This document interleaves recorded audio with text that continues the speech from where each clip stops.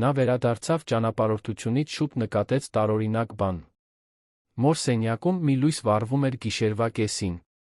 Տան մթության մեջ կինը փորձում էր ինչ-որ բան թաքցնել, մինչ դեղորայքի հոտը տարածվում էր օդում։ Այդ գիշեր նա հասկացավ, ամենամեծ վտանգը հենց իր տանն էր, երանում լուսադեմին բնորոշ էր այն ծանր լռությունը, որը տիրում է վաղ առավոտյան ժամերին, երբ նույնիսկ երբեք չքնող մետրոպոլիսը կարծես դադար է առնում։ Ռուբեն Ալեքսանյանը տաքսիից իջավ Ավան թաղամասի տան երկաթե դարպասի մոտ, իր հետ ունենալով միայն մեկ ձեռքի ճամպրուկ։ Գյումրի մեկնելն ավելի կարճ էր տել, քան սպասվում էր։ Գործվածքների գործարանի նոր մատակարարների հետ բանակցությունները, որը նրա ընտանիքը պահպանում էր 3 սերունդ, ավարտվել էին մեկ օր շուտ, նա որոշել էր տուն վերադառնալ, առանց որևէ մեկին տեղյակ պահելու։ 42 տարեկան Ռուբենը մեթոդական մարդ էր, ճշգրիտ ժեստերով, քիչ խոսքերով։ Հորից ժառանգել էր ոչ միայն բիզնեսը, այլ այն գրեթե խիստ լրջությունը, որը երբեմն նրան ավելի ծեր էր դարձնում, քան իրականում էր։ Նրա մազերը սկսել էին ցույց տալ ճակատի հատվածում մոխրագույն մազեր, իսկ աչքերի շուրջն առկա գծերը վկայում էին անքուն գիշերների մասին, աղյուսակների պայմանագրերի շուրջ աշխատելով։ Նա զգուշությամբ բացեց գլխավոր դուռը, փորձելով աղմուկ չբարձրացնել։ Տունը խորը մթության մեջ էր, բացի երկրորդ հարկից եկող մի լույսից։ Ռուբենը ճակատը կնճռեց։ Դա մոր, տիկին Օֆելիայի սենյակն էր։ Նա նայեց իր դաստակի ժամացույցին։ Առավոտյան 3:15 էր։ Նրա մայրը երբեք այդքան ուշ չէր արթնանում, առավելս լույսը միացրած։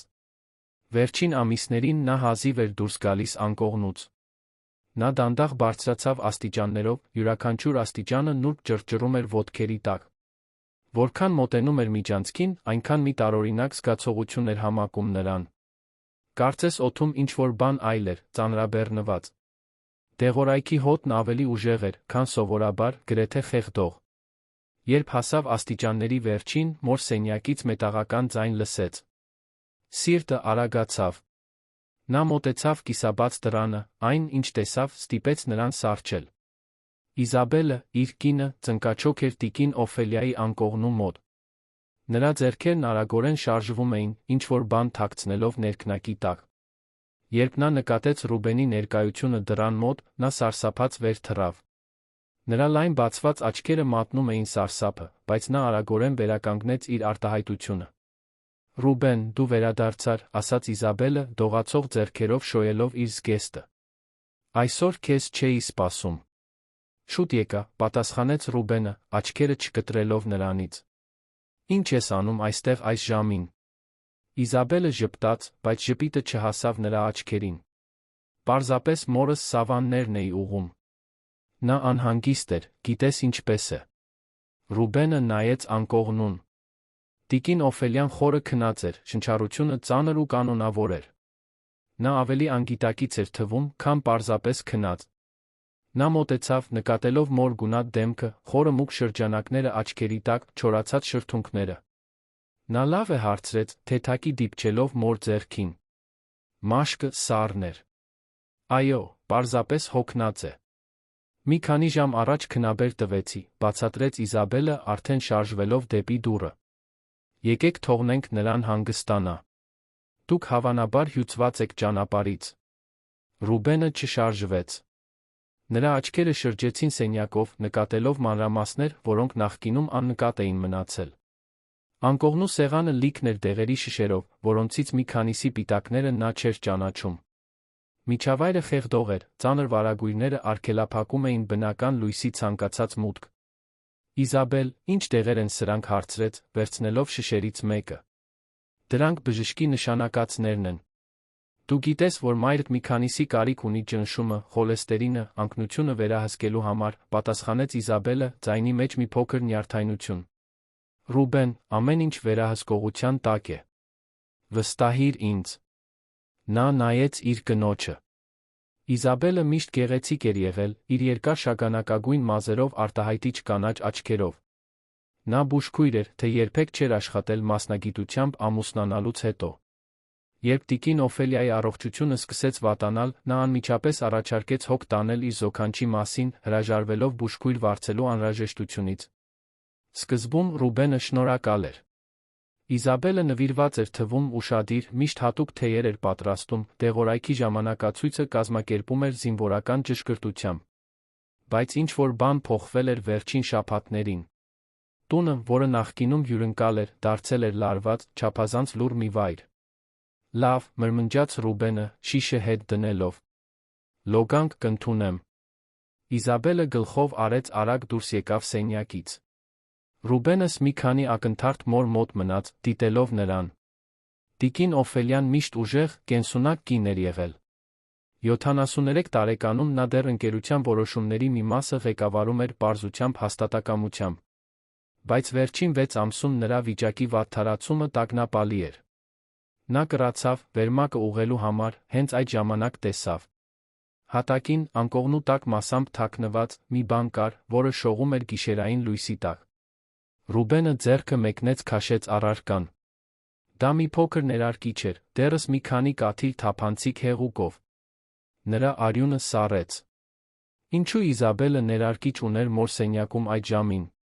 Տիկին Օֆելյան ոչ մի ներարկում չէր ստանում։ Ռուբենը ներարկիչը գրպանը դրեց դուրս եկավ սենյակից, մտքերը խառնաշփոթ։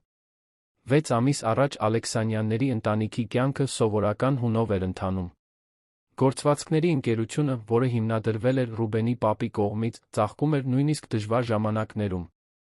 Տիկին Օֆելյան, որը 5 տարի առաջ այրացել էր, ակտիվ էր մնում ինչպես բիզնեսում, այնպես էլ սոցիալական կյանքում։ Նա մշտական ներկայություն էր բարեգործական ընթրիքներին, տնօրենների խորհրդի հանդիպումներին, կիրակնօրյա ճաշերին ընտանիքի հետ։ Նրան բոլորը սիրում էին։ Գործարանի աշխատակիցները նրա մասին խոսում էին անկեղծ հարգանքով սիրով։ Տիկին Օֆելյան յուրաքանչյուրին անունով էր ճանաչում, հարցնում էր նրանց ընտանիքների մասին, հիշում էր ծննդյան օրերը։ Նրա առատաձեռնությունը լեգենդար էր թաղամասում, միշտ օգնելով կարիքավորներին առանց աղմուկի։ Ռուբենը հիշում էր, թե ինչպիսին էր տունը նախկինում։ Առավոտյան թարմ սուրճի հոտը, մոր ծիծաղի ձայնը, որը արձագանքում էր միջանցքներում, թարմ ծաղիկները, որոնք նա անձամբ էր կարգավորում հյուրասենյակում։ Տիկին Օֆելյան ամեն ինչի համար էներգիա ուներ, վաղ էր արթնանում, ուշ էր քնում, միշտ ներգրավված էր ինչ-որ նախագծում։ Փոփոխությունը սկսվեց նուրբ ձով։ Սկզբում հոգնածության բողոքներն էին։ Հետո եկան գլխապտույտները։ Տիկին Օֆելյան սկսեց մոռանալ հանդիպումները, շփոթել ամսաթվերը, կրկնել զրույցները։ Ռուբենը նրան տարավ Երանի լավագույն բժիշկների մոտ։ Բոլորը նույնն էին ասում, պարզապես բնական ծերացում, գուցե ծերունական դեմենցիայի սկիզբ, դեռ ոչինչ շատ լուրջ։ Բայց վատթարացումը չափազանց արագ էր։ Շաբաթների ընթացքում տիկին Օֆելյան անկախ կնոջից վերածվեց մեկի, ով հազիվ էր կարողանում անկողնուց դուրս գալ։ Նա քնում էր օրվա մեծ մասը, երբ արթնանում էր, անորոշ էր, երբեմն չէր ճանաչում նույնիսկ իր սեփական տունը։ Հենց այդ ժամանակ Իզաբելը ամբողջությամբ ստանձնեց խնամքը։ Նա ամեն ինչ կազմակերպեց տպավորիչ արդյունավետությամբ, ստեղծեց դեղորայքի խիստ ժամանակացույց, տեղադրեց կողպեքներ պատուհաններին, վթարներից խուսափելու համար, սահմանափակեց այցելությունները, որպեսզի տիկին Օֆելյան կարողանա հանգստանալ։ Ռուբենը, որը տարված էր ընկերության խնդիրներով, որը սկսել էր դժվարություններ ունենալ տնտեսական ճգնաժամի պատճառով, շնորհակալ էր, որ ուներ վստահելի մեկը, իր մորը խնամելու համար։ Բայց հիմա, կանգնած այդ լուսադեմի մութ միջանցքում, գրպանում ներարկիչով ողնաշարում վախի արձագանքով, Ռուբենը սկսում էր ամեն ինչ կասկածի տակ դնել։ Նա իջավ աստիճաններով գնաց հյուրասենյակ։ Պետք էր մտածել։ Տունը չափազանց լուռ էր, այն լռությունը, որը խաղաղություն չէր, այլ կյանքի բացակայություն։ Բույսերը, որոնք մայրը այդքան շատ էր սիրում, թառամել էին, որոշները արդեն չորացել էին ծաղկամաններում։ Պատի նկարներն ավելի մուգ էին թվում, կարծես փոշու շերտը ջնջել էր դրանց գույները։ Ռուբենը նստեց կաշվե բազմոցին, որը պատկանում էր իր հորը։ Աչքերը փակեց, փորձելով մտքերը կարգի բերել։ Միգուցե չափազանցնում էր։ Իզաբելը իր կինն էր 10 տարի, միշտ լավ ընկեր էր եղել, նվիրված ընտանիքին։ Ինչու պետք է կասկածեր նրան հիմա։ Բայց հատակին դրված այդ ներարկիչի պատկերը դուրս չէր գալիս նրա մտքից։ Եվ կային այլ բաներ։ Փոքրիկ մանրամասներ, որոնք նա սկսում էր հավաքել, որպես սարսափելի փազլի կտորներ։ Այցելությունները, որոնք անընդհատ չեղարկվում էին։ Տիկին Օֆելյան ուներ մի քանի մտերիմ ընկերուհիներ, կանայք, ովքեր նրան ճանաչում էին տասնամյակներ շարունակ, բոլորն էլ հեռացվել էին վերջին ամիսներին։ Մարիամը, հավատարիմ տնային տնտեսուհին, ով աշխատել էր տանը 20 տարի, ազատվել էր Իզաբելի կողմից, այն պատրվակով, որ իր ներկայությունը տիկին Օֆելիային անհանգիստ էր դարձնում։ Ռուբենը այդ ժամանակ չէր հարցաքննել, վստահելով կնոջ դատողությանը։ Հիմա այդ որոշումը տարօրինակ էր թվում։ Նա վեր կացավ, գնաց գրասենյակ։ Միացրեց գիշերային լույսը, սկսեց փնտրել դարակներում։ Գտավ այն, ինչ փնտրում էր, տիկին Օֆելիայի օրագիրը։ Թերթեց էջերը, տեսնելով մոր ամուր ճշգրիտ գրառումները տարվա առաջին ամիսներին։ Հետո ձեռագիրը սկսեց դողալ, գրառումներն ավելի նոսր դարձան, մինչ որ ամբողջությամբ դադարեցին ապրիլին։ Ռուբենը կանգ առավ մի կոնկրետ էջի վրա։ Դա մոր գրառումն էր, թվագրված 3 ամիս առաջ։ Գրված էր գրեթե անընթեռնելի ձեռագրով, թեից հետո ինձ տարօրինակ եմ զգում։ Պետք է խոսեմ Ռուբենի հետ։ Բայց այդ զրույցը երբեք տեղի չէր ունեցել։ Ռուբենը հիշում էր այդ ժամանակաշրջանը։ Նա երանում էր, չէր ճանապարհորդել։ Ինչու մայրը նրա հետ չէր խոսել։ Նա շարունակեց թերթել, գտավ մեկ գրառում, էլ ավելի անհանգստացնող։ Իզաբելը ինձ մենակ չի թողնում։ Ես վախենում եմ։ Ռուբենի ձեռքերը դողում էին։ Մայրը վախենում էր։ Վախ իր սեփական տան ներսում։ Եվ նա, այդքան զբաղված աղյուսակներով, հանդիպումներով, ոչինչ չէր նկատել։ Մեղքը սկսեց սեղմել նրա կուրծքը, որպես տկարություն։ Նա նայեց ժամացույցին։ Առավոտյան 4-ն էր։ Մի քանի ժամից տունը կսկսեր արթնանալ։ Իզաբելը կիջներ, սուրճ պատրաստելու, ինչպես միշտ էր անում, մանրակրկիտ իր առօրյայում։ Եվ տիկին Օֆելիան կմնար իր սենյակում, կերված այդ խորը արհեստական քնի մեջ։ Ռուբենը որոշում կայացրեց։ Պետք էր պարզել, թե ինչ էր կատարվում։ Այլս չէր կարող անտեսել նշանները։ Վերցրեց հեռախոսը, հաղորդագրություն ուղարկեց Լոնին, իր գործընկերոջը համալսարանական տարիներից։ Պետք էր մեկին, ում ամբողջությամբ վստահում էր։ Շտապ, պետք է խոսեմ քեզ հետ։ Վաղը գրասենյակում, առավոտյան 9-ին։ Ոչ մեկի հետ մի խոսա։ Պատասխանը եկավ գրեթե անմիջապես։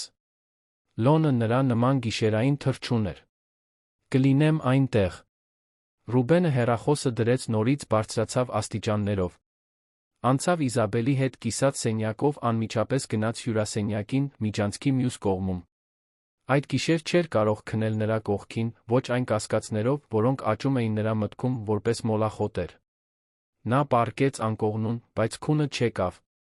Նա նայում էր առաստաղին, լսելով տան գիշերային ձայները։ Ինչ-որ պահի միջանցքում քայլեր լսեց։ Թեթ, զգույշ քայլեր։ Մոր սենյակի դուռը բացվեց, փակվեց։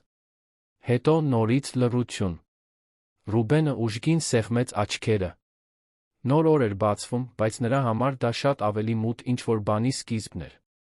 Ինչ-որ բան, որը կատարվում էր իր սեփական տան-տանիքի տակ, ընտանեկան վստահության սիրո ստվերներում։ Եվ նա վճռական էր բացահայտելու ճշմարտությունը, անկախ նրանից, թե որքան ցավոտ այն կարող էր լինել։ Արը դեռ ամբողջությամբ չէր ծագել, երբ Ռուբենը հրաժարվեց քնելու փորձից։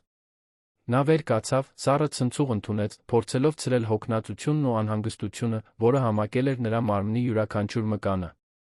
Նա լուռ հագնվեց, իջավ աստիճաններով։ Տունը սկսում էր ստանալ առավոտյան լույսի առաջին ճառագայթները, բայց շարունակում էր մնալ այն ծանր մթնոլորտում, որը նա հիմա սարսափելի պարզությամբ էր ընկալում։ Խոհանոցում Իզաբելն արդեն սուրճ էր պատրաստում։ Նա կրում էր բաց կապույտ զգեստ, մազերը հավաքված էին կատարյալ պոչով։ Նա թվում էր նվիրված կնոջ, օրինակելի հարսի պատկեր։ Բայց Ռուբենն այլս չէր կարող նայել այդ տեսարանին նույն աչքերով։ Բարի լույս, ասաց նա, առանց նրան նայելու։ Շրջվելով միայն պահարանից բաժակները վերցնելու համար։ Լավ չքնեցի՞ք։ Ոչ շատ, պատասխանեց Ռուբենը, նստելով սեղանին։ Ինչպես է մայրս։ Քնած է։ Սովորական դեղորայքը տվեցի, հավանաբար կզարթնի միայն կեսօրին։ Ռուբենը բռնեց բաժակը, որը Իզաբելը դրեց իր առջ։ Սուրճը թունդ էր, հենց այնպես, ինչպես նա սիրում էր։ Բայց այսօր այդ ծանոթ ժեստը նրան անհանգստություն էր պատճառում։ Այսօր պետք է շուտ գնամ գրասենյակ, ասաց նա։ Կարոր հանդիպում ունեմ։ Իզաբելը գլխով արեց, անուշադիր խառնելով իր սուրճը։ Դու շատ ես ճանապարհորդում, Ռուբեն։ Մայրդ կարոտում է քեզ, նույնիսկ եթե չի ցույց տալիս։ Մոր հիշատակումը ինչ-որ բան սեղմեց Ռուբենի կրծքին։ Իզաբելը կցանկանար մի փոքր դուրս գալ, մաքուր օդ շնչել։ Գուցե դա նրան լավ աներ։ Կարող եմ բուժքույր վարձել մի քանի ժամով։ Իզաբելի դեմքն անմիջապես փակվեց։ Կարիք չկա։ Ես շատ լավ եմ խնամում նրան, դու դա գիտես։ Եվ բժիշկները պարզ ասացին, որ նրան հանգիստ առօրյա է պետք։ Փոփոխությունները նրան անհանգիստ են դարձնում։ Ռուբենը մի կում սուրճ խմեց, բաժակի վրայից դիտելով կնոջը։ Պատասխանը չափազանց արագ էր, չափազանց պաշտպանողական։ Իհարկե, դու ճիշտ ես, համաձայնեց նա, որոշելով չճնշել։ Պարզապես մտածում էի նա քո մասին։ Հավանաբար հոգնեցուցիչ է մենակ նրան խնամելը։ Իզաբելի դեմքը մի փոքր մեղմացավ։ Դա իմ պարտականությունն է։ Նա իմ ամուսնու մայրն է, իմ ընտանիքի մի մասը։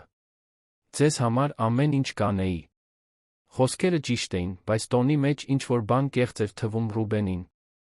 Նա արագ ավարտեց սուրճը վեր կացավ։ Պետք է գնամ։ Կվերադառնամ կեսօրին։ Իզաբելը գլխով արեց նորից ուշադրությունը դարձրեց լվացարանին։ Ռուբենը վերցրեց պայուսակն ու մեքենայի բանալիները։ Դուրս գալուց առաջ նա արագ բարձրացավ աստիճաններով մոր սենյակ։ Դուռը դանդաղ բացեց, այնքան որ տեսնի տիկին Օֆելիային, դեռ խորը քնած, նույն դիրքում, ինչպես նա թողել էր ժամեր առաջ։ Դա նորմալ չէր։ Ոչ ոք այդպես չէր քնում, այդքան անշարժ, այդքան բացակա։ Նա փակեց դուռը, վազեց ներք, սիրտը սեղմված։ Մեքենայում, երբ նա վարում էր Երանի փողոցներով, որոնք սկսում էին արթնանալ, Ռուբենը մտածում էր այն ամենի մասին, ինչ ստեղծել էր։ Ընկերությունը, տունը, ամուսնությունը։ Ամեն ինչ ամուր էր թվում, բայց հիմա նա հասկանում էր, որ գուցե դա կառուցվել էր շարժվող ավազի վրա։ Ալեքսանյան տեքստիլ ընկերության գրասենյակ հասավ 8:30-ին։ Մաշտոցի պողոտայի արտրային շենքը այդ ժամին գրեթե դատարկ էր։ Ռուբենը ուղիղ բարձրացավ 12-րդ հարկ, որտեղ գտնվում էր ընկերության գլխավոր գրասենյակը։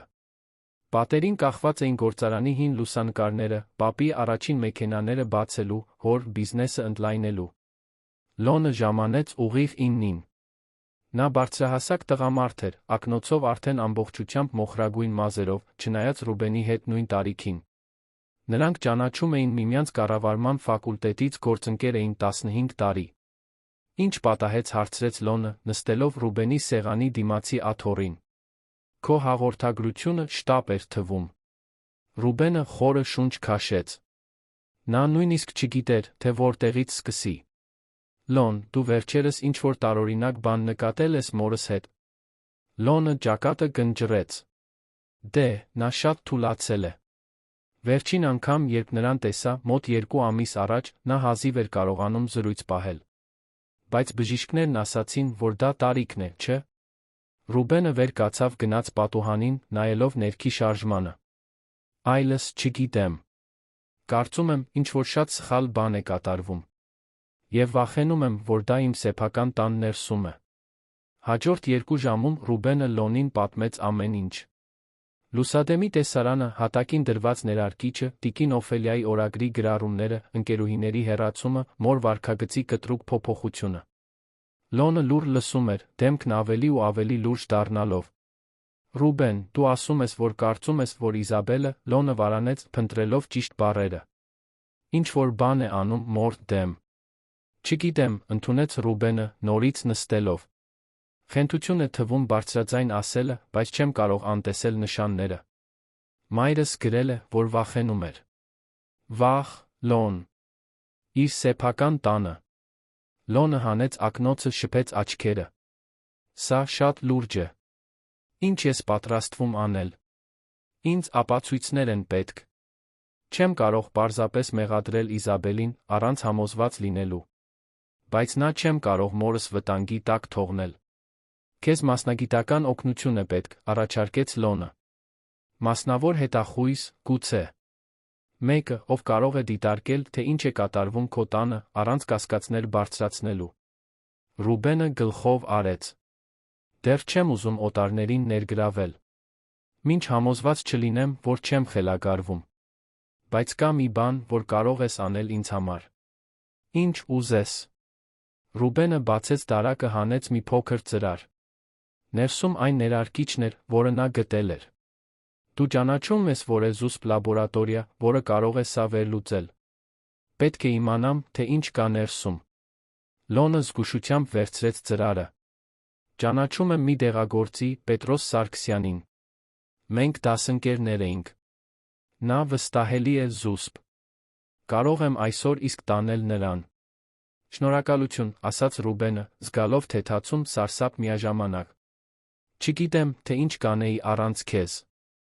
Մենք ընկերներ ենք, Ռուբեն։ Եվ քո մայրը միշտ ինձ համար երկրորդ մայր է եղել։ Մենք կբացահայտենք, թե ինչ է կատարվում։ Այն բանից հետո, երբ Լոնը ներարկիչով դուրս եկավ, Ռուբենը փորձեց կենտրոնանալ աշխատանքի վրա։ Կային պայմանագրեր, վերանայելու, որոշումներ կայացնելու։ Բայց նրա միտքն ամբողջությամբ համակված էր կասկածներով։ Նա վերցրեց հեռախոսը, զանգեց Մարիամին, հին տնային տնտեսուհուն։ Ալո, պատասխանեց ծանոթ ու քնքուշ ձայնը։ Մարիամ, Ռուբենն է։ Դադար եղավ։ Պարոն Ռուբեն, ինչ անակնկալ։ Ինչպե՞ս եք։ Մարիամ, պետք է խոսեմ ձեզ հետ։ Անձամբ։ Դա մորս մասին է։ Եվս մի դադար, այս անգամ ավելի երկար։ Կարող եմ հանդիպել ձեզ հետ։ Որտեղ։ Նրանք պայմանավորվեցին ճաշի ժամին, Նոր Նորքի զուսպ սրճարանում։ Ռուբենը առաջինը եկավ, անհանգիստ սպասեց։ Մարիամը հայտնվեց մի քանի րոպե անց, 60 տարեկան սամորթ տիկին, մոխրագույն մազերով, բարի աչքերով։ Բայց նրա դեմքին անհանգստություն էր դրոշմված։ Մարիամը սիրով գրկեց Ռուբենին։ Ինչպե՞ս է տիկին Օֆելյան։ Հենց այդ մասին էլ պետք է խոսեմ։ Ռուբենը նրա համար աթոռ քաշեց։ Ինչու եք իրականում հեռացել մեր տնից։ Մարիամը շուրջը նայեց, կարծես վախենում էր, որ կլսեն։ Պարոն Ռուբեն, ես չէի ուզում հեռանալ։ Ինձ հեռացրին։ Իզաբելը ինձ ասաց, որ դուք հրաժարական եք տվել։ Ճիշտ չէ, Մարիամը եռանդուն գլխով արեց։ Տիկին Իզաբելը ինձ ազատեց։ Ասաց, որ ես տիկին Օֆելիային նյարդային եմ դարձնում, որ իմ ներկայությունը խանգարում է բուժմանը։ Բայց դա ճիշտ չէր։ Տիկին Օֆելյան միշտ սիրել է ինձ, մենք ընկերներ էինք։ Ռուբենը զգաց, որ ստամոքսը շուռ է գալիս։ Շարունակեք, խնդրում եմ։ Մարիամը խորը շունչ քաշեց։ Ես սկսեցի տարօրինակ բաներ նկատել։ Տիկին Օֆելյան շատ արագ էր փոխվում։ Միանգամից նա, ով այդքան ակտիվ էր, դարձավ անտարբեր, անընդհատ քնկոտ։ Եվ տիկին Իզաբելը ոչ մեկին թույլ չէր տալիս մտնել սենյակ։ Նույնիսկ ինձ, ով 20 տարի խնամում էր տունը։ Ինչ տեսակի բաներ նկատեցիք։ Դեղերը։ Մարիամը առաջ թեքվեց, ձայնը իջեցնելով։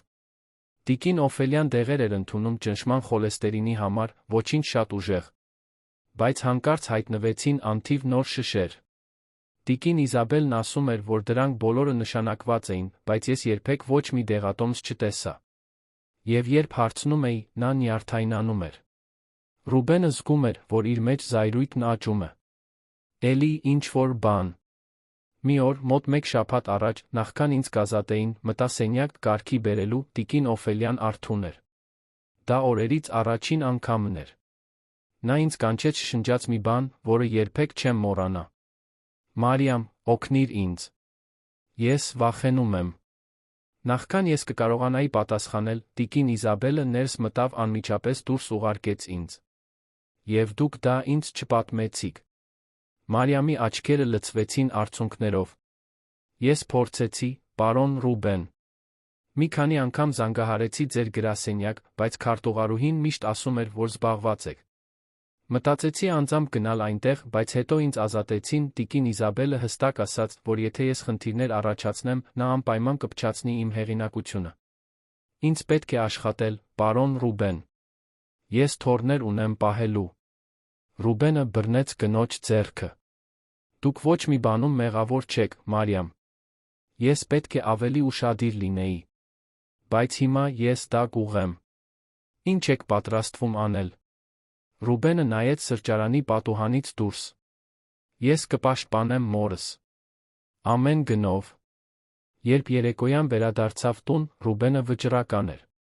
Նա Իզաբելին գտավ հյուրասենյակում դեկորացիայի ամսագիր թերթելիս։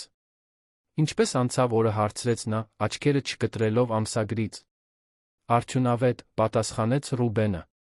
Կարող եմ տեսնել մորս։ Նա քնած է։ Ավելի լավ է չանհանգստացնել նրան։ Մինույն է, ուզում եմ տեսնել նրան, պնդեց Ռուբենը, արդեն բարձրանալով աստիճաններով։ Իզաբելը արագ վեր կացավ։ Ռուբեն, սպասիր։ Թույլ տուր ինձ առաջինը գնալ, պետք է տեսնեմ, թե ամեն ինչ կարգին է։ Բայց Ռուբենն արդեն միջանցքում էր։ Նա բացեց մոր սենյակի դուռը ներս։ Մտավ։ Տիկին Օֆելիան այս անգամ արթուն էր, նստած անկողնում, պատուհանից դուրս էր նայում ամբովանդակ արտահայտությամբ։ Երբ նա տեսավ որդուն, ինչ-որ բան շողաց նրա աչքերում, ճանաչման թեթացման շող։ Ռուբեն, մրմնջաց նա, ձայնը թույլ։ Նա արագ մոտեցավ, բռնեց մոր ձեռքը։ Ես այստեղ եմ, մայրիկ։ Ինչպես ես զգում քեզ։ Տիկին Օֆելիան նայեց դռանը, որտեղ Իզաբելը կանգնած դիտում էր։ Նրա շրթունքները շարժվեցին, բայց ոչ մի ձայն չարձակվեց։ Ռուբենը նկատեց վախը նրա աչքերում, այն նույն վախը, որը նկարագրել էր Մարիամը։ Իզաբելը բաժակով մոտեցավ։ Բերեցի ձեր թեյը, տիկին Օֆելիա։ Այն կօգնի ձեզ հանգստանալ։ Ռուբենը վերցրեց բաժակը Իզաբելի ձեռքերից, նախքան նա կկարողանար այն մորը առաջարկել։ Ես կտամ նրան, ասաց նա հաստատակամորեն։ Իզաբելը վարանեց, բայց ի վերջո նահանջեց։ Ես ընթրիք կպատրաստեմ, ուրեմն։ Երբ նրանք մենակ մնացին, Ռուբենը նայեց բաժակին։ Հեղուկը տարօրինակ հոտ ուներ, չափազանց դառը, պարզապես թեյ լինելու համար։ Նա վեր կացավ, մոր ուշադիր հայացքի տակ, պարունակությունը լցրեց պատուհանի մոտի բույսի ծաղկամանը։ Տիկին Օֆելիան թեթացած հոգոց հանեց։ Որդիս, շշնջաց։ Դու նկատեցիր։ Ռուբենը վերադարձավ նրա մոտ, բռնելով նրա դողացող ձեռքերը։ Մայրիկ, ինչ է կատարվում։ Պետք է, որ դու ինձ ամեն ինչ պատմես։ Տիկին Օֆելիան սեղմեց որդու ձեռքերը այնպիսի ուժով, որը նա չէր պատկերացնում, որ դեռ ուներ։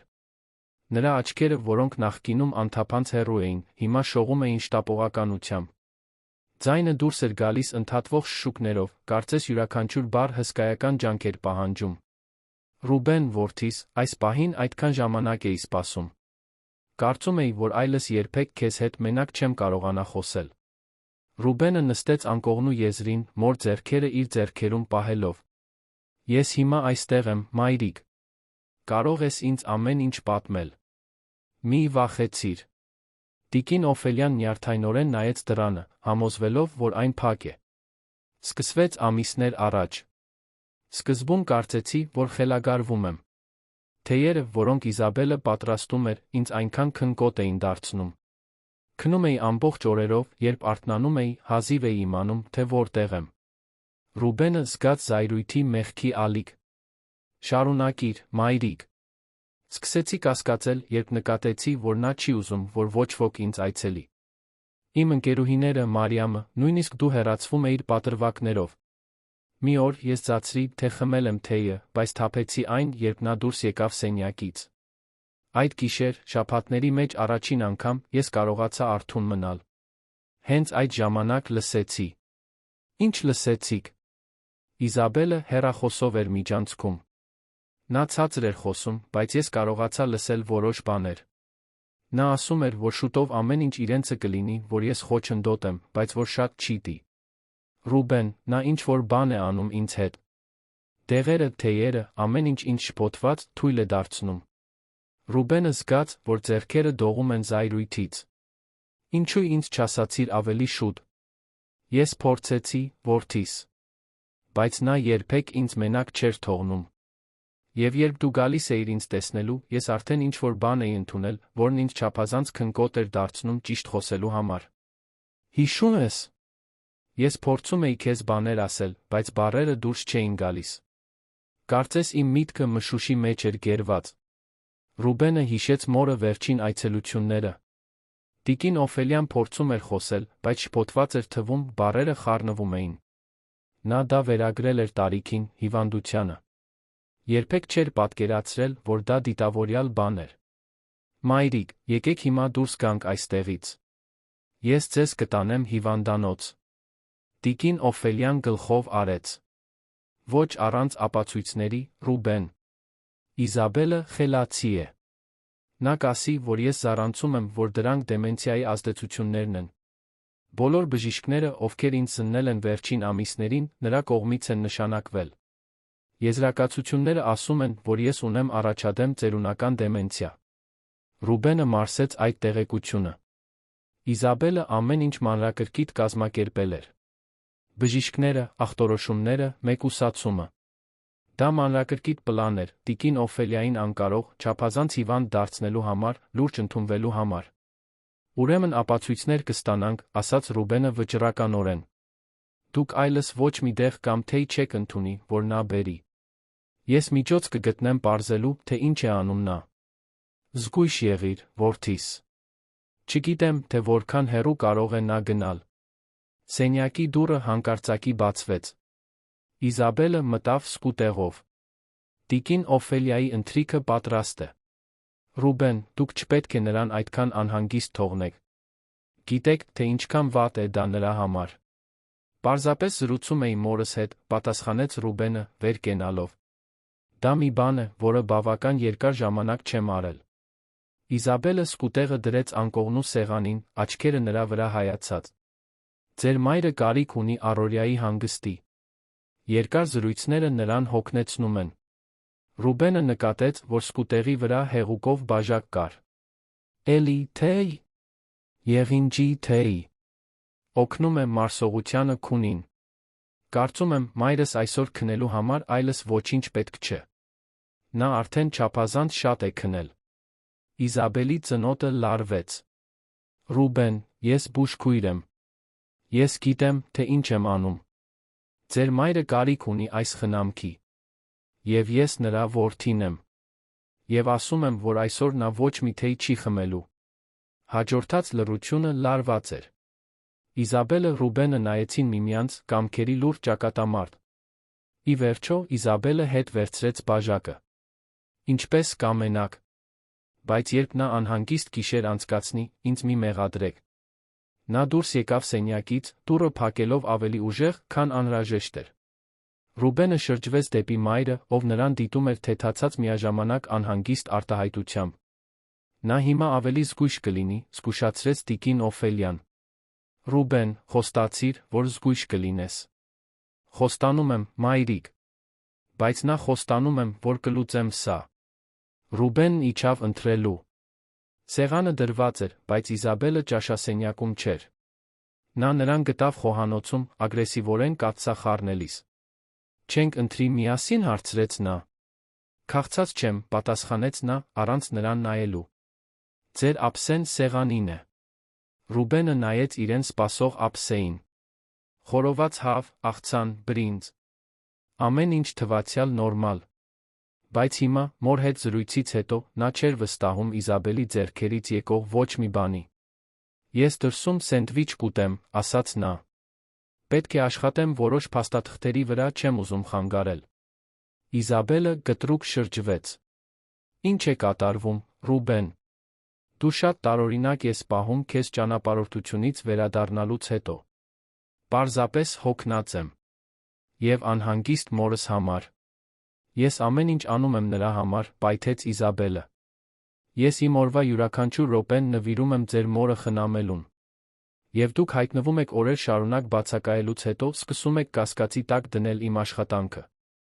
Ես ոչինչ չեմ կասկածում, ստեց Ռուբենը։ Պարզապես կարծում եմ, որ գուցե պետք է երկրորդ բժշկական կարծիք փնտրենք։ Նրան արդեն գնահատել են Երանի լավագույն բժիշկները։ Ուրեմն էլի մեկին լսելը վատ չի լինի, չէ՞։ Իզաբելը սրբիչը նետեց սալիկի վրա։ Ինչ ուզես, արա, Ռուբեն։ Բայց մի մեղադրիր ինձ, երբ հասկանաս, որ ես ճիշտ եմ։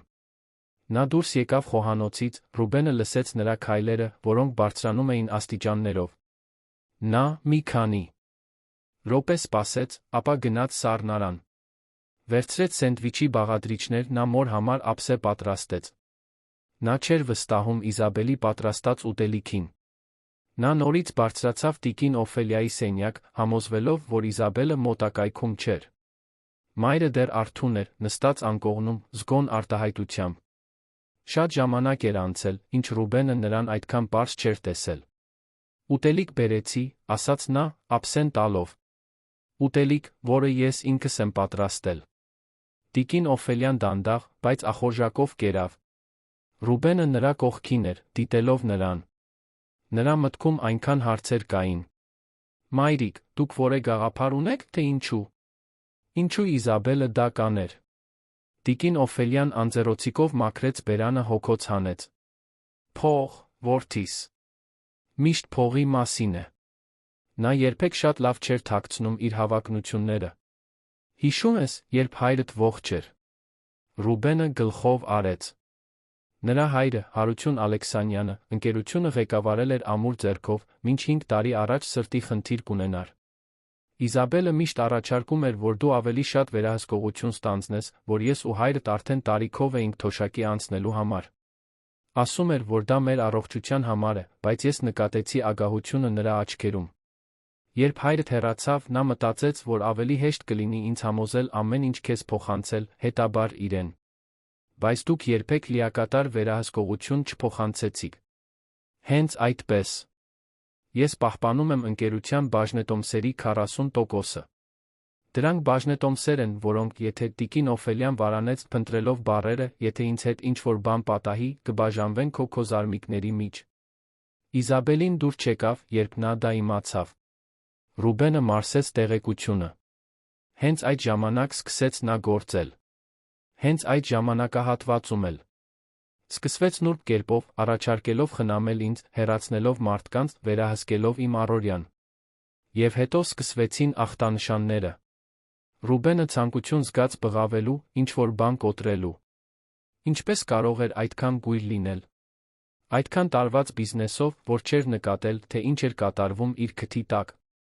«Մի մեղադրիր քեզ, որդիս», ասաց տիկին Օֆելիան, կարծես կարդում էր նրա մտքերը։ Իզաբելը շատ լավ է անում իր գործը։ Նա խաբեց բոլորիս։ Բայց հիմա ես գիտեմ։ Եվ ես դա կկանգնեցնեմ։ Նա մոր մոտ մնաց, մինչ որ նա սկսեց բնական, ոչ թե հարուցված հոգնածության նշաններ ցույց տալ։ Երբ տիկին Օֆելիան վերջապես փակեց աչքերը, Ռուբենը նորից իջավ ներք։ Տունը լուռ էր։ Իզաբելը հավանաբար արդեն իր սենյակում էր։ Ռուբենը գնաց գրասենյակ, միացրեց համակարգիչը։ Սկսեց փնտրել մոր ցույց տված ախտանշանների մասին։ Ավելորդ քնկոտություն, մտավոր շփոթություն, հիշողության կորուստ։ Դա կարող էր առաջանալ տարբեր դեղամիջոցներից, հատկապես սխալ դոզաներով հանգստացնողներից, հակատագնապայիններից։ Հեռախոսը զանգեց։ Դա Լոնն էր։ Ռուբեն, ես կարողացա, որ Պետրոսը վերլուծի ներարկիչը։ Դու պետք է նստես, սա լսելու համար։ Ես նստած եմ։ Կարող ես խոսել։ Ներարկիչի մեջ միդազոլամի մնացորդներ կային։ Դա շատ ուժեղ հանգստացնող է, որն օգտագործվում է հիվանդանոցներում պրոցեդուրաների համար։ Դա այն չէ, ինչ տալիս են մեկին տանը, առավելս առանց համապատասխան բժշկական հսկողության։ Ռուբենը փակեց աչքերը։ Դա այն հաստատումն էր, որին նա կարիք ուներ, բայց որից վախենում էր ստանալ։ Սա կարող էր առաջացնել այն ախտանշանները, որոնք իմ մայրը ցույց է տալիս։ Բացարձակապես։ Սխալ դոզաներով կամ երկարատ օգտագործման դեպքում այն կարող է առաջացնել ծանր մտավոր շփոթություն, ծայրահեղ քնկոտություն, հիշողության խնդիրներ։ Ռուբեն, սա շատ լուրջ է։ Ձեր մայրը հնարավոր է ամիսներ շարունակ ոչ պատշաճ կերպով հանգստացված լինի։ Ես գիտեմ, Լոն։ Այսօր խոսեցի նրա հետ։ Նա պարզ է հաստատեց իմ կասկածները։ Դուք պետք է անմիջապես հանեք ձեր մորը այդ տնից։ Ռուբենը նայեց աստիճաններին։ Չեմ կարող դա անել առանց ավելի կոնկրետ ապացույցների։ Իզաբելը կարող է պնդել, որ ես մորս հեռացնում եմ անհրաժեշտ բժշկական խնամքից։ Ինձ ավելի շատ ապացույցներ են պետք։ Ինչ ես պատրաստվում անել։ Ես կսկսեմ ամեն ինչ փաստաթղթավորել։ Եվ վաղը կսկսեմ հետաքննել այն բժիշկներին, ովքեր ախտորոշել են մորս։ Ինչ-որ բան ինձ ասում է, որ ես կգտնեմ կապեր Իզաբելի հետ։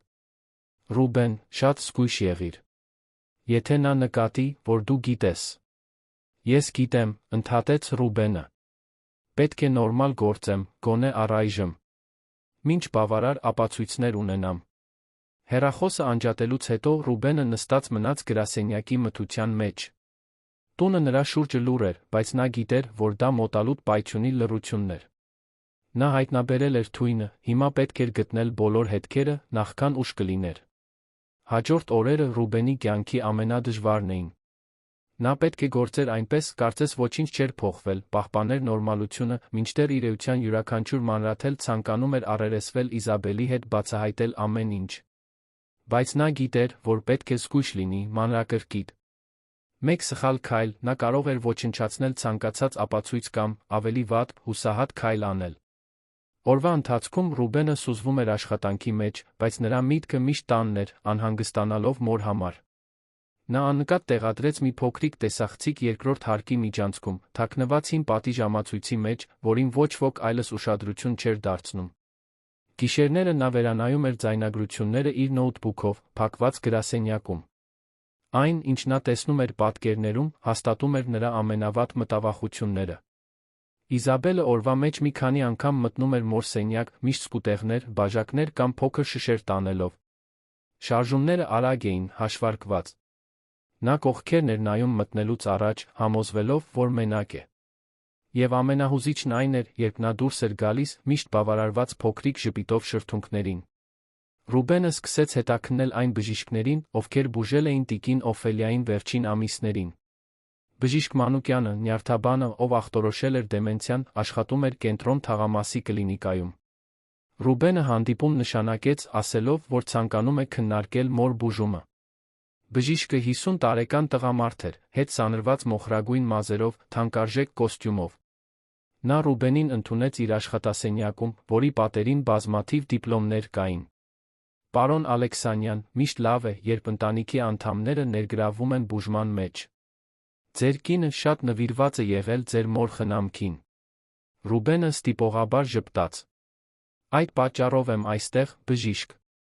Ուզում եմ ավելի լավ հասկանալ ախտորոշումը։ Մայրս շատ արագ վատթարացավ։ Ցավոք, դա սովորական է ծերունական դեմենցիայի դեպքերում։ Առաջընթացը կարող է անկանխատեսելի լինել։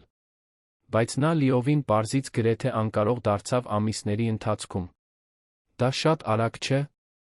Բժիշկ Մանուկյանը թերթեց մի քանի էջ բժշկական քարտում։ Տեսեք, հետազոտությունները հստակ ցույց տվեցին ճանաչողական վատթարացման նշաններ։ Մրթները, նյարդաբանական թեստերը, ամեն ինչ մատնանշում է առաջադեմ դեմենցիա։ Ռուբենը առաջ թեքվեց։ Կարող եմ տեսնել այդ հետազոտությունները։ Բժիշկը վարանեց։ Դե, ձեր կինը մուտք ունի ամեն ինչին։ Նա ձեզ չցույց տվել է։ Նախընտրում եմ անմիջապես տեսնել ձեզ հետ։ Ռուբենի պնդման մեջ ինչ-որ բան բժշկին ստիպեց։ Ճակատը գնջրել։ Պարոն Ալեքսանյան, կա՞։ Ինչ-որ բան, որ ես պետք է իմանամ։ Ռուբենը որոշեց ռիսկի դիմել։ Բժիշկ, ինչպես ճանաչեցիք իմ կնոջը։ Նա էր ձեզ փնտրել, թե։ Մենք առաջարկություն ստացանք։ Բժիշկը հետ թեքվեց աթոռին։ Իզաբելն անմիջապես ինձ մոտեցավ։ Ասաց, որ իր զոքանչը ախտանշաններ է ցույց տալիս, որ շտապ գնահատման կարիք ունի։ Եվ դուք նրան ճանաչում էիք նախկինում։ Դադար։ Մենք վաղուց ճանաչում ենք միմյանց։ Համալսարանի մի մասը միասին ենք սովորել։ Ռուբենը զգաց, որ ստամոքսը շուռ է գալիս։ Իզաբելը ընտրել էր մի բժշկի, ով իր ընկերն էր, մեկին, ում նա կարող էր վստահել իր ուզած ախտորոշումը տրամադրելու համար։ Հասկանալի է։ Իսկ մյուս բժիշկները, ովքեր զննել են մորս։ Դրանք իմ առաջարկություններն էին, ընդունեց բժիշկ Մանուկյանը, հիմա տեսանելիորեն անհարմարավետ։ Պարոն Ալեքսանյան, ուր եք հասնելու։ Պարզապես փորձում եմ հասկանալ բուժումը, բժիշկ։ Ռուբենը վեր կացավ։ Ես կխնդրեմ երկրորդ կարծիք։ Համոզված եմ, որ դուք հասկանում եք։ Նա դուրս եկավ աշխատասենյակից, համոզված լինելով, որ Իզաբելի ստերի ցանցն ավելի բարդ էր, քան նա պատկերացրել էր։ Նա ոչ միայն մանիպուլյացիայի էր ենթարկում դեղորայքը, այլ վերահսկում էր, թե ով էր ախտորոշում իր մորը, ապահովելով, որ ոչ ոք չկասկածեր ենթադրյալ ճանաչողական անկմանը։ Այդ գիշեր Ռուբենը ձացրեց, թե ուշ է աշխատում։ Երբ նա լսեց Իզաբելի բարձրանալը քնելու համար, նա 1 ժամ սպասեց, նախքան ինքն էլ կբարձրանար։ Նա նախ անցավ մոր սենյակով։ Տիկին Օֆելիան արթուն էր, գիրք էր կարդում գիշերային լույսի տակ։ Նա ժպտաց, տեսնելով որդուն։ Այսօր ոչինչ չեմ ընդունել, շշնջաց նա։ Թեյը լցրեցի բույսի վրա, երբ նա չէր նայում։ Ռուբենը նկատեց, որ բույսը, որը նախկինում առատ էր, սկսում էր թառամել։ Նույնիսկ բույսերը չէին դիմանում Իզաբելի թույնին։ Հիանալի է, մայրիկ։ Ինչպե՞ս ես զգում քեզ։ Ամեն օր ավելի զգոն եմ։ Կարծես մշուշը ցրվում է իմ մտքից։ Ռուբեն, ինչ-որ բան բացահայտեցի՞ր։ Նա պատմեց բժիշկ Մանուկյանին այցելության մասին։ Տիկին Օֆելիան գլխով արեց, առանց զարմանքի։ Միշտ գիտեի, որ այդ բժշկի հետ ինչ-որ բան այն չէր։ Հարցերը չափազանց ուղղորդված էին, կարծես նա արդեն գիտեր, թե ինչ էր ուզում գտնել։ Մայրիկ, պետք է, որ էլի մի փոքր ուժեղ լինես։ Ես ապացույցներ եմ հավաքում, բայց ինձ ժամանակ է պետք։ Արա, ինչ պետք է, որդիս։ Միայն շատ մի ուշացրու։ Չգիտեմ, թե որքան ժամանակ էլ կարող եմ ծացնել, թե դեռ շփոթված եմ, երբ նա մոտ է։ Ռուբենը համբուրեց մոր ճակատը գնաց սենյակ, որը կիսում էր Իզաբելի հետ։ Նա պառկած էր, կարծես քնած։ Բայց երբ նա պառկեց, նա խոսեց։ Որտեղ էիր մինչ հիմա։ Աշխատում էի։ Ընկերությունը որոշ խնդիրներ ունի։ Իզաբելը շրջվեց դեպի նա։ Դու շատ հեռու ես եղել, Ռուբեն։ Կա ինչ-որ բան, որ ես պետք է իմանամ։ Ռուբենը ստիպեց իրեն հանգիստ մնալ։ Ոչ, պարզապես սթրեսի մեջ եմ աշխատանքից։ Եվ անհանգիստ մորս համար։ Ձեր մայրը ստանում է հնարավոր լավագույն խնամքը։ Ես գիտեմ, ստեց Ռուբենը։ Դու հիանալի ես եղել։ Իզաբելը ժպտաց, մի ժպիտ, որը չէր հասնում աչքերին։ Երբեմն կարծում եմ, որ դու չես գնահատում այն ամենը, ինչ ես անում։ Գնահատում եմ։ Ռուբենը շրջվեց նրանից։ Բարի գիշեր, Իզաբել։ Նա ժամերով արթուն մնաց, զգալով Իզաբելի ներկայությունը իր կողքին։ Ինչպես էր նա 10 տարի նրա հետ կիսել անկողինը, առանց հասկանալու, թե ով էր նա իրականում։ Նշանները միշտ եղել էին, բայց նա ընտրել էր չտեսնել դրանք։ Այն ձ, թե ինչպես նա միշտ պնդում էր վերահսկել տան ֆինանսները, թե ինչպես էր նյարդայնանում, երբ տիկին Օֆելիան ներգրավում էր ընկերության որոշումներին, թե ինչպես էր նուրբ կերպով Ռուբենին հեռացնում մորից։ Հաջորդ օրը Ռուբենը Լոնին խնդրեց զուսպ ֆինանսական հետաքննություն անցկացնել։ Ուզում եմ իմանալ, թե արդյոք Իզաբելը պարտքեր ունի, հաշիվներ այլ բանկերում, փողի ցանկացած կասկածելի շարժ։ Լոնը 2 օր անց վերադարձավ անհանգստացնող տեղեկություններով։ Ռուբեն, քո կինը խաղային պարտքեր ունի։ Ես պարզեցի, որ նա հաճախում է քաղաքի կենտրոնում գտնվող գաղտնի կազինո։ 200,000 դրամից ավելի պարտք ունի։ Ռուբենը զգաց, կարծես հարվածել էին ստամոքսին։ 200,000 դրամ։ Ինչպես ես չգիտեի դա։ Նա շատ լավ է թաքցրել։ Օգտագործել է իր օրիորդական անունը, հաշիվներ բացելու վարկեր վերցնելու համար։ Բայց ավելին կա։ Վերջին ամիսներին նա փորձել է վարկեր ստանալ, օգտագործելով ընկերության բաժնետոմսերը որպես գրավ։ Բայց նա ընկերության բաժնետոմսեր չունի։ Հենց այդպես։ Նա փորձել է օգտագործել մորթ բաժնետոմսերը, կեղծելով լիազորագրի փաստաթղթեր։ Բանկերը մերժել են, քանի որ տիկին Օֆելիայի ստորագրությունը չէր համապատասխանում։ Ռուբենը ձեռքերը տարավ դեմքին։ Ուրեմն դրա համար է։ Իզաբելը ոչ միայն փորձում էր վերահսկել ունեցվածքը, այլ հուսահատ էր փողի համար։ Եվ նրա մայրը միակ խոչընդոտն էր նրա ընտանիքի հարստության միջ։ Լոնը ձեռքը դրեց ընկերոջ ուսին։ Ռուբեն, դու հիմա բավարար ապացույցներ ունես։ Կաշառված բժիշկներ, թաքնված պարտքեր, խարդախության փորձ։ Ժամանակն է գործել։ Ռուբենը գիտեր, որ Լոնը ճիշտ էր։ Բայց նա վախենում էր։ Վախենում էր սկանդալից, բացահայտումից, թե ինչպես դա կազդեր մոր վրա։ Եվ որքան էլ ցավոտ լիներ ընդունելը, դեռս նրա մի փոքր մասը չէր ուզում հավատալ, որ այն կինը, ում հետ ամուսնացել էր, ունակ էր այդքան սարսափելի բանի։ Այդ գիշեր, երբ նա տուն հասավ, մի տեսարան տեսավ, որը նրան ստիպեց վերջնական որոշում կայացնել։ Նա բարձրացավ աստիճաններով ձայներ լսեց մոր սենյակից։ Նա անձայն մոտեցավ։ «Խնդրում եմ, ոչ», լսվեց տիկին Օֆելիայի թույլ ձայնը։ «Ես չեմ ուզում դա ընդունել»։ «Դա քո իսկ բարօրության համար է», ասաց Իզաբելը, ձայնը ամուր, բայց մի փոքր նյարդայնություն։ «Հիմա բաց բերանդ»։ Ես ասացի ոչ։ Մի բան ընկնելու ձայն հատակին։ Ռուբենը կտրուկ բացեց դուռը։ Իզաբելը անկողնու կողքին էր, ներարկիչը ձեռքին։ Հատակին մի փոքր շիշ էր կոտրվել, դրա պարունակությունը լցվել էր գորգի վրա։ «Ինչ է կատարվում այստեղ», հարցրեց Ռուբենը, ձայնը ավելի բարձր, քան մտադրված էր։ Իզաբելը շրջվեց, զարմացած։ «Ձեր մայրը հրաժարվում է դեղորայք ընդունելուց։ Ես պարզապես փորձում եմ օգնել նրան»։ Ռուբենն առաջ գնաց ներարկիչը վերցրեց նրա ձեռքերից։ «Ինչ դեղորայք է սա»։ «Դա բժշկի նշանակածն է։ Դու դա գիտես»։ «Ուզում եմ տեսնել դեղատոմսը»։ «Հիմա»։ Իզաբելը ձեռքերը ծալեց։ «Դա բժիշկ Մանուկյանի աշխատասենյակում է»։ «Ռուբեն, դու ծիծաղելի ես»։ Նա նայեց մորը, ով հենված էր անկողնու գլխատախտակին, աչքերը լայն բացված վախից։ Հետո նայեց հատակին կոտրված շշին, որի պարունակությունը լցվում էր։ Նա որոշում կայացրեց։ «Իզաբել, դուրս արի սենյակից»։ «Հիմա»։ «Ինչպես»։ «Դու ինձ լսեցիր»։ «Դուրս արի»։ «Ես կխնամեմ մորս»։ «Ես նրա խնամողն եմ», բողոքեց Իզաբելը։ «Դու չգիտես, թե ինչ ես անում»։ «Ասացի դուրս արի»։ Ռուբենի ձայնը արձագանքեց սենյակով մեկ։ Իզաբելը երկար նայեց նրան։ Նրա աչքերում ինչ-որ վտանգավոր բան կար, մի սառնություն, որը Ռուբենը երբեք չէր տեսել։ Ի վերջո, նա վերցրեց իր պայուսակը դուրս եկավ, դուռը ուժգին փակելով։ Ռուբենը շրջվեց դեպի մայրը, ով դողում էր։ «Ամեն ինչ լավ է հիմա, մայրիկ։ Ես քեզ կհանեմ այստեղից»։ Եվ վերջապես հարցրեց տիկին Օֆելիան, ձայնը լի հույսով վախով։ «Վերջապես կանեմ այն, ինչ պետք է արած լինեի շատ վաղուց։ Ես կպաշտպանեմ քեզ»։ Ռուբենը վերցրեց հեռախոսը, զանգեց Մարիամին։ «Ինձ պետք ես հիմա։ Եվ մորս համար մի քանի հագուստ բեր։ Մենք դուրս կգանք այս տնից»։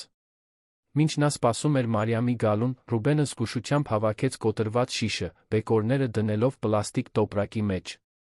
Եվս մեկ ապացույց, մյուսներին ավելացնելու համար։ Իզաբելի ստերի ցանցը պատրաստվում էր քանդվել, նա կհամոզվեր, որ յուրաքանչյուր թել բացահայտվի լույսի տակ։ Մարիամը եկավ 30 րոպեից էլ քիչ ժամանակում, իր հետ բերելով հագուստով մի փոքր ճամպրուկ։ Նրա աչքերը լցվեցին արցունքներով, տեսնելով տիկին Օֆելիային անկողնում նստած, պարզ մտքով առաջին անգամ ամիսների ընթացքում։ «Տիկին Օֆելիա, փառք Աստծո», շշնջաց Մարիամը, քնքշորեն գրկելով տիրուհուն։ «Կարծում էի, որ այլս երբեք ձեզ այդպես չեմ տեսնի»։ Ռուբենը օգնեց մորը հագնվել, մինչ Մարիամը կազմակերպում էր որոշ էական իրեր։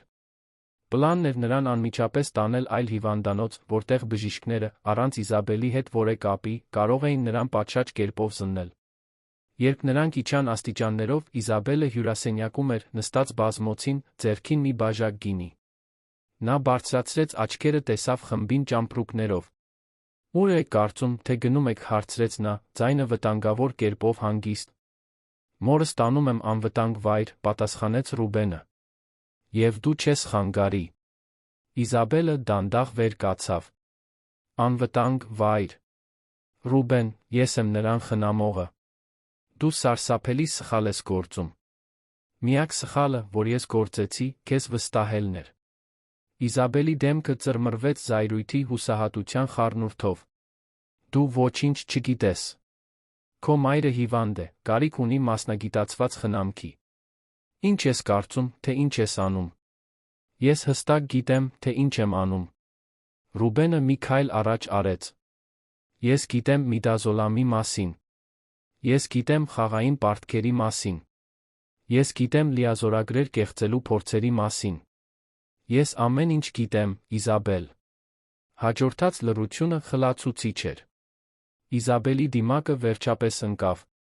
Նրա աչքերը նեղացան, նա բաժակը սեղանին դրեց այնպիսի ուժով, որ բյուրեղը գրեթե ճաքեց։ Դու ոչ մի բանի ապացույց չունես, ասաց նա, բայց ձայնը թեթակի դողում էր։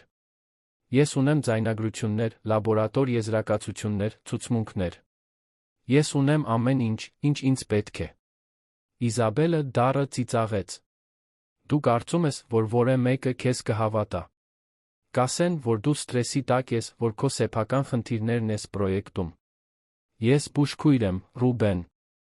Ես ամիսներ շարունակ նվիրեցի ձեր մորը խնամելուն, մինչ դուք չափազանց զբաղված էիք ձեր գործերով։ Մարիամը մի քայլ առաջ արեց։ Ես հավատում եմ նրան։ Եվ ես կվկայեմ այն ամենի մասին, ինչ տեսա։ Իզաբելը արամարանքով նայեց տնային տնտեսուհուն։ Ով կհավատա մի նեղացած տնային աշխատողին, ում ազատել են աշխատանքից։ Տիկին Օֆելյան, ով մինչ այդ լուռ էր մնացել, խոսեց։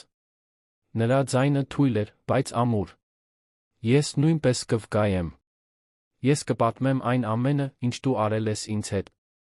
Յուրաքանչյուր թունավոր թեյի բաժակ, յուրաքանչյուր ներարկում, յուրաքանչյուր օր, որ անցկացրեցի գերված իմ սեփական տանը, վախից։ Իզաբելը մոտեցավ իր զոքանչին, աչքերը բոցավառված։ Դու չպետք է արթնանայիր։ Պետք է լուռ մնայիր քո անկողնում, երազելով քո փառքի օրերի մասին։ Բայց ոչ, պետք է լինեիր համառ։ Ռուբենը բռնեց Իզաբելի ձեռքը։ Մի մոտեցիր մորս։ Իզաբելը կտրուկ ազատվեց։ Գիտես, թե ինչն է զվարճալի, Ռուբեն։ Դու միշտ այդքան կույր էիր։ Այդքան կենտրոնացած քո թանկարժեք ընկերության, քո գործերի վրա։ Երբեք ոչինչ չնկատեցիր։ Նույնիսկ երբ ես սկսեցի ամեն ինչ պատրաստել, նույնիսկ երբ քո մայրը հուսահատորեն փորձում էր օգնություն խնդրել։ Ինչու՞, Իզաբել հարցրեց Ռուբենը, անկեղծորեն ցանկանալով հասկանալ։ Ինչու՞ դա անել։ Ինչո՞վ։ Իզաբելը ծիծաղեց, բայց դա անհումոր ձայն էր։ Որովհետև ես ավելին եմ արժանի, քան պարզապես Ռուբեն Ալեքսանյանի կինը լինելը։ Ես ավելին եմ արժանի, քան ապրել այս կատարյալ ընտանիքի ստվերում։ Դու պատկերացնում ես, թե որքան փող է անցնում քո ձեռքերով։ Եվ ես, քո կինը, պետք է թույլտվություն խնդրեմ որևէ բան գնելու համար։ Դու երբեք ոչինչ չես խնդրել, միշտ մուտք ես ունեցել ամեն ինչին։ Վերահսկվող մուտք։ Միշտ պետք է հիմնավորեի, բացատրեի։ Մինչ քո մայրը նստում էր ընկերության հանդիպումներին, որոշումներ կայացնելով, վերահսկելով բաժնետոմսերի 40%-ը։ Բաժնետոմսեր, որոնք պետք է քոնը լինեին, մերոնք։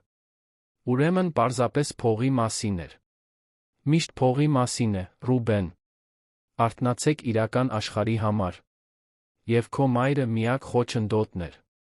Եթե նա անկարող լիներ, անգործունակ հայտարարվեր, դու կունենայիր լիակատար վերահսկողություն։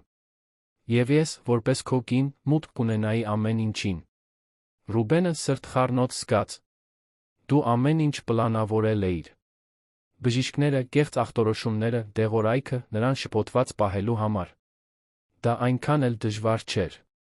Մի քիչ միդազոլամ այստեղ, մի քանի հանգստացնող այնտեղ։ Խառնված թեյերի, հյութերի մեջ։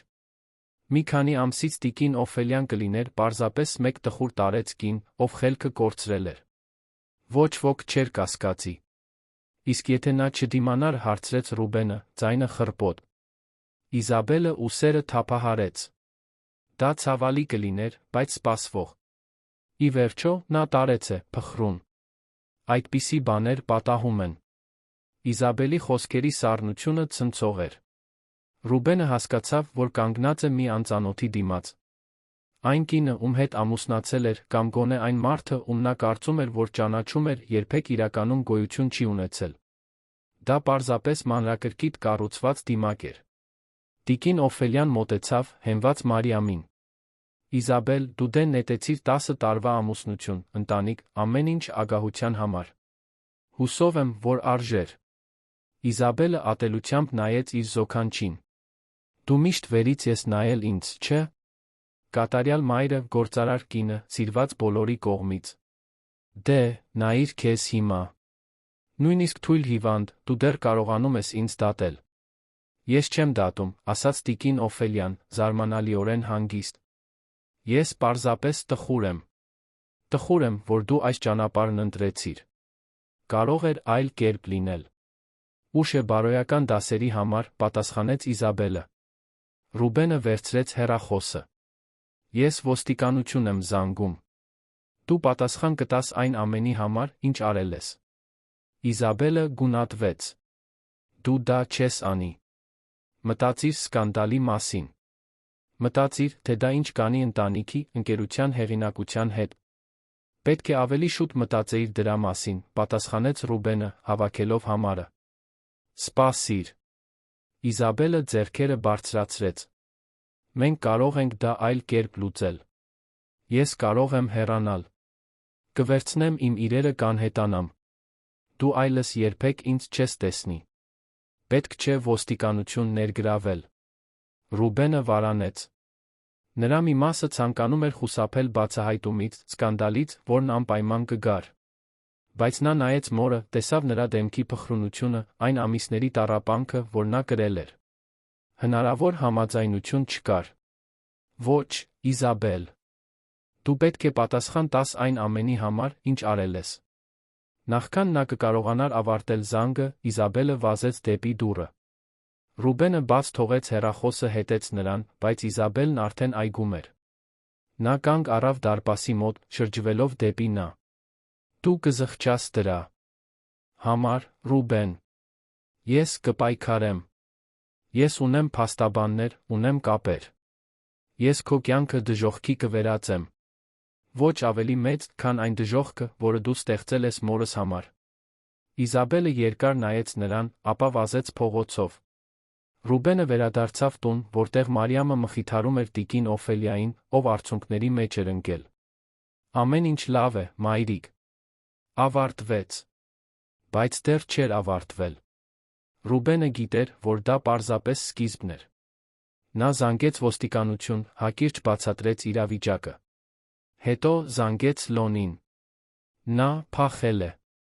Բայց ես ամեն ինչ կբացահայտեմ։ Ինձ պետք է, որ դու օգնես ինձ կազմակերպելու բոլոր ապացույցները, որոնք մենք ունենք։ Ես արդեն ճանապարհին եմ դեպի քո տուն։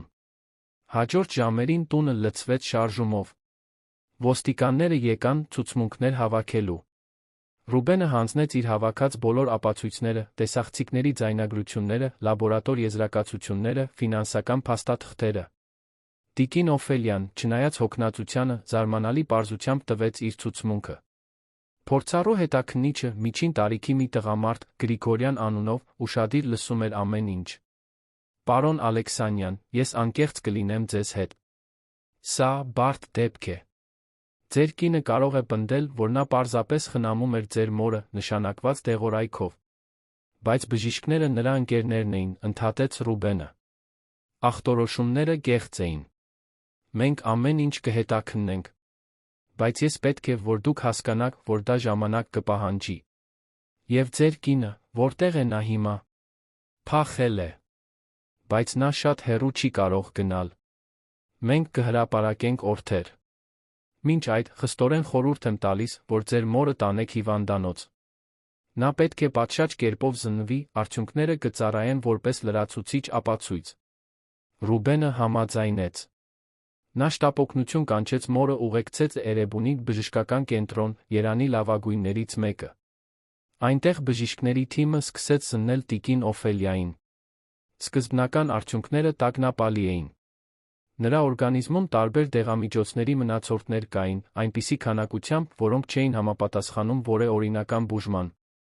Պարոն Ալեքսանյան, ասաց պատասխանատու բժշկուհին, բժշկուհի Ավագյանը, ակնոցով լուրջ կին։ Ձեր մայրը համակարգված կերպով դեղորայք է ստացել այնպիսի նյութերով, որոնք չպետք է ընդուներ։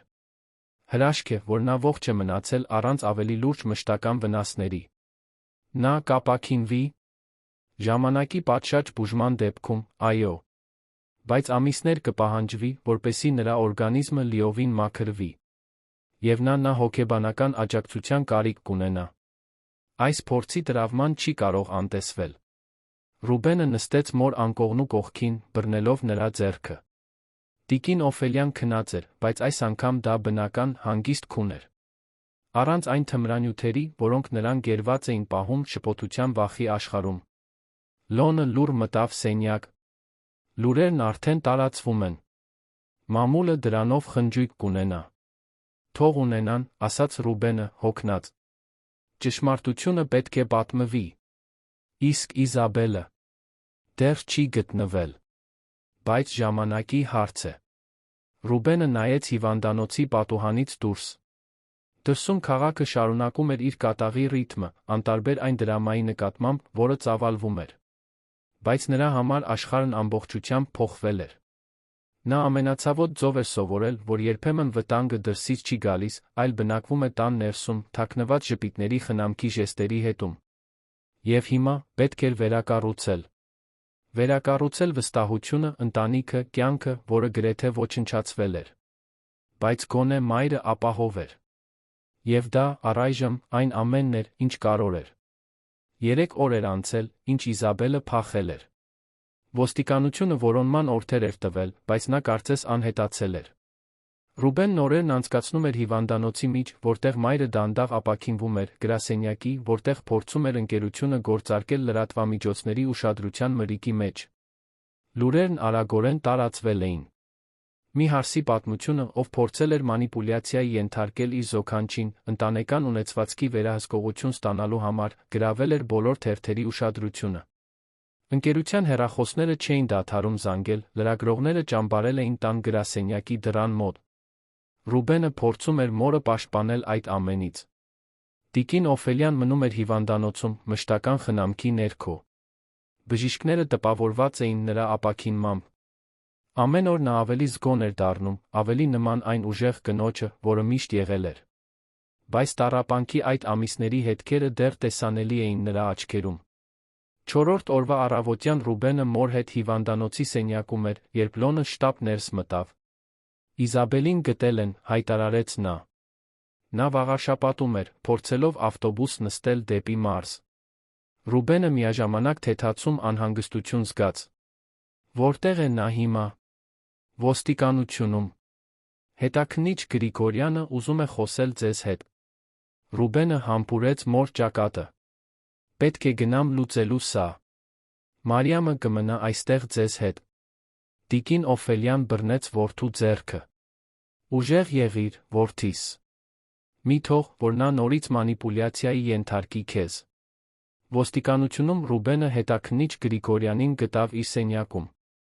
Տղամարդը հոգնած էր թվում, բայց բավարարված։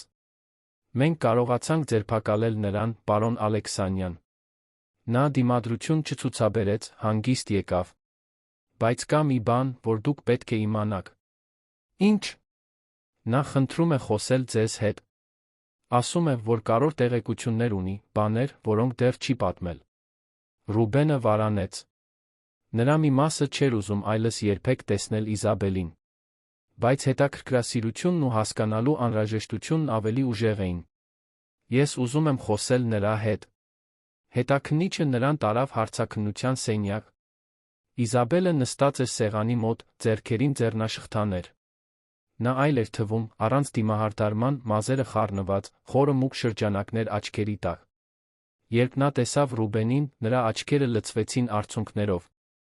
Ռուբեն, շնորհակալություն գալու համար։ Նա նստեց սեղանի մյուս կողմի աթոռին, հեռավորություն պահելով։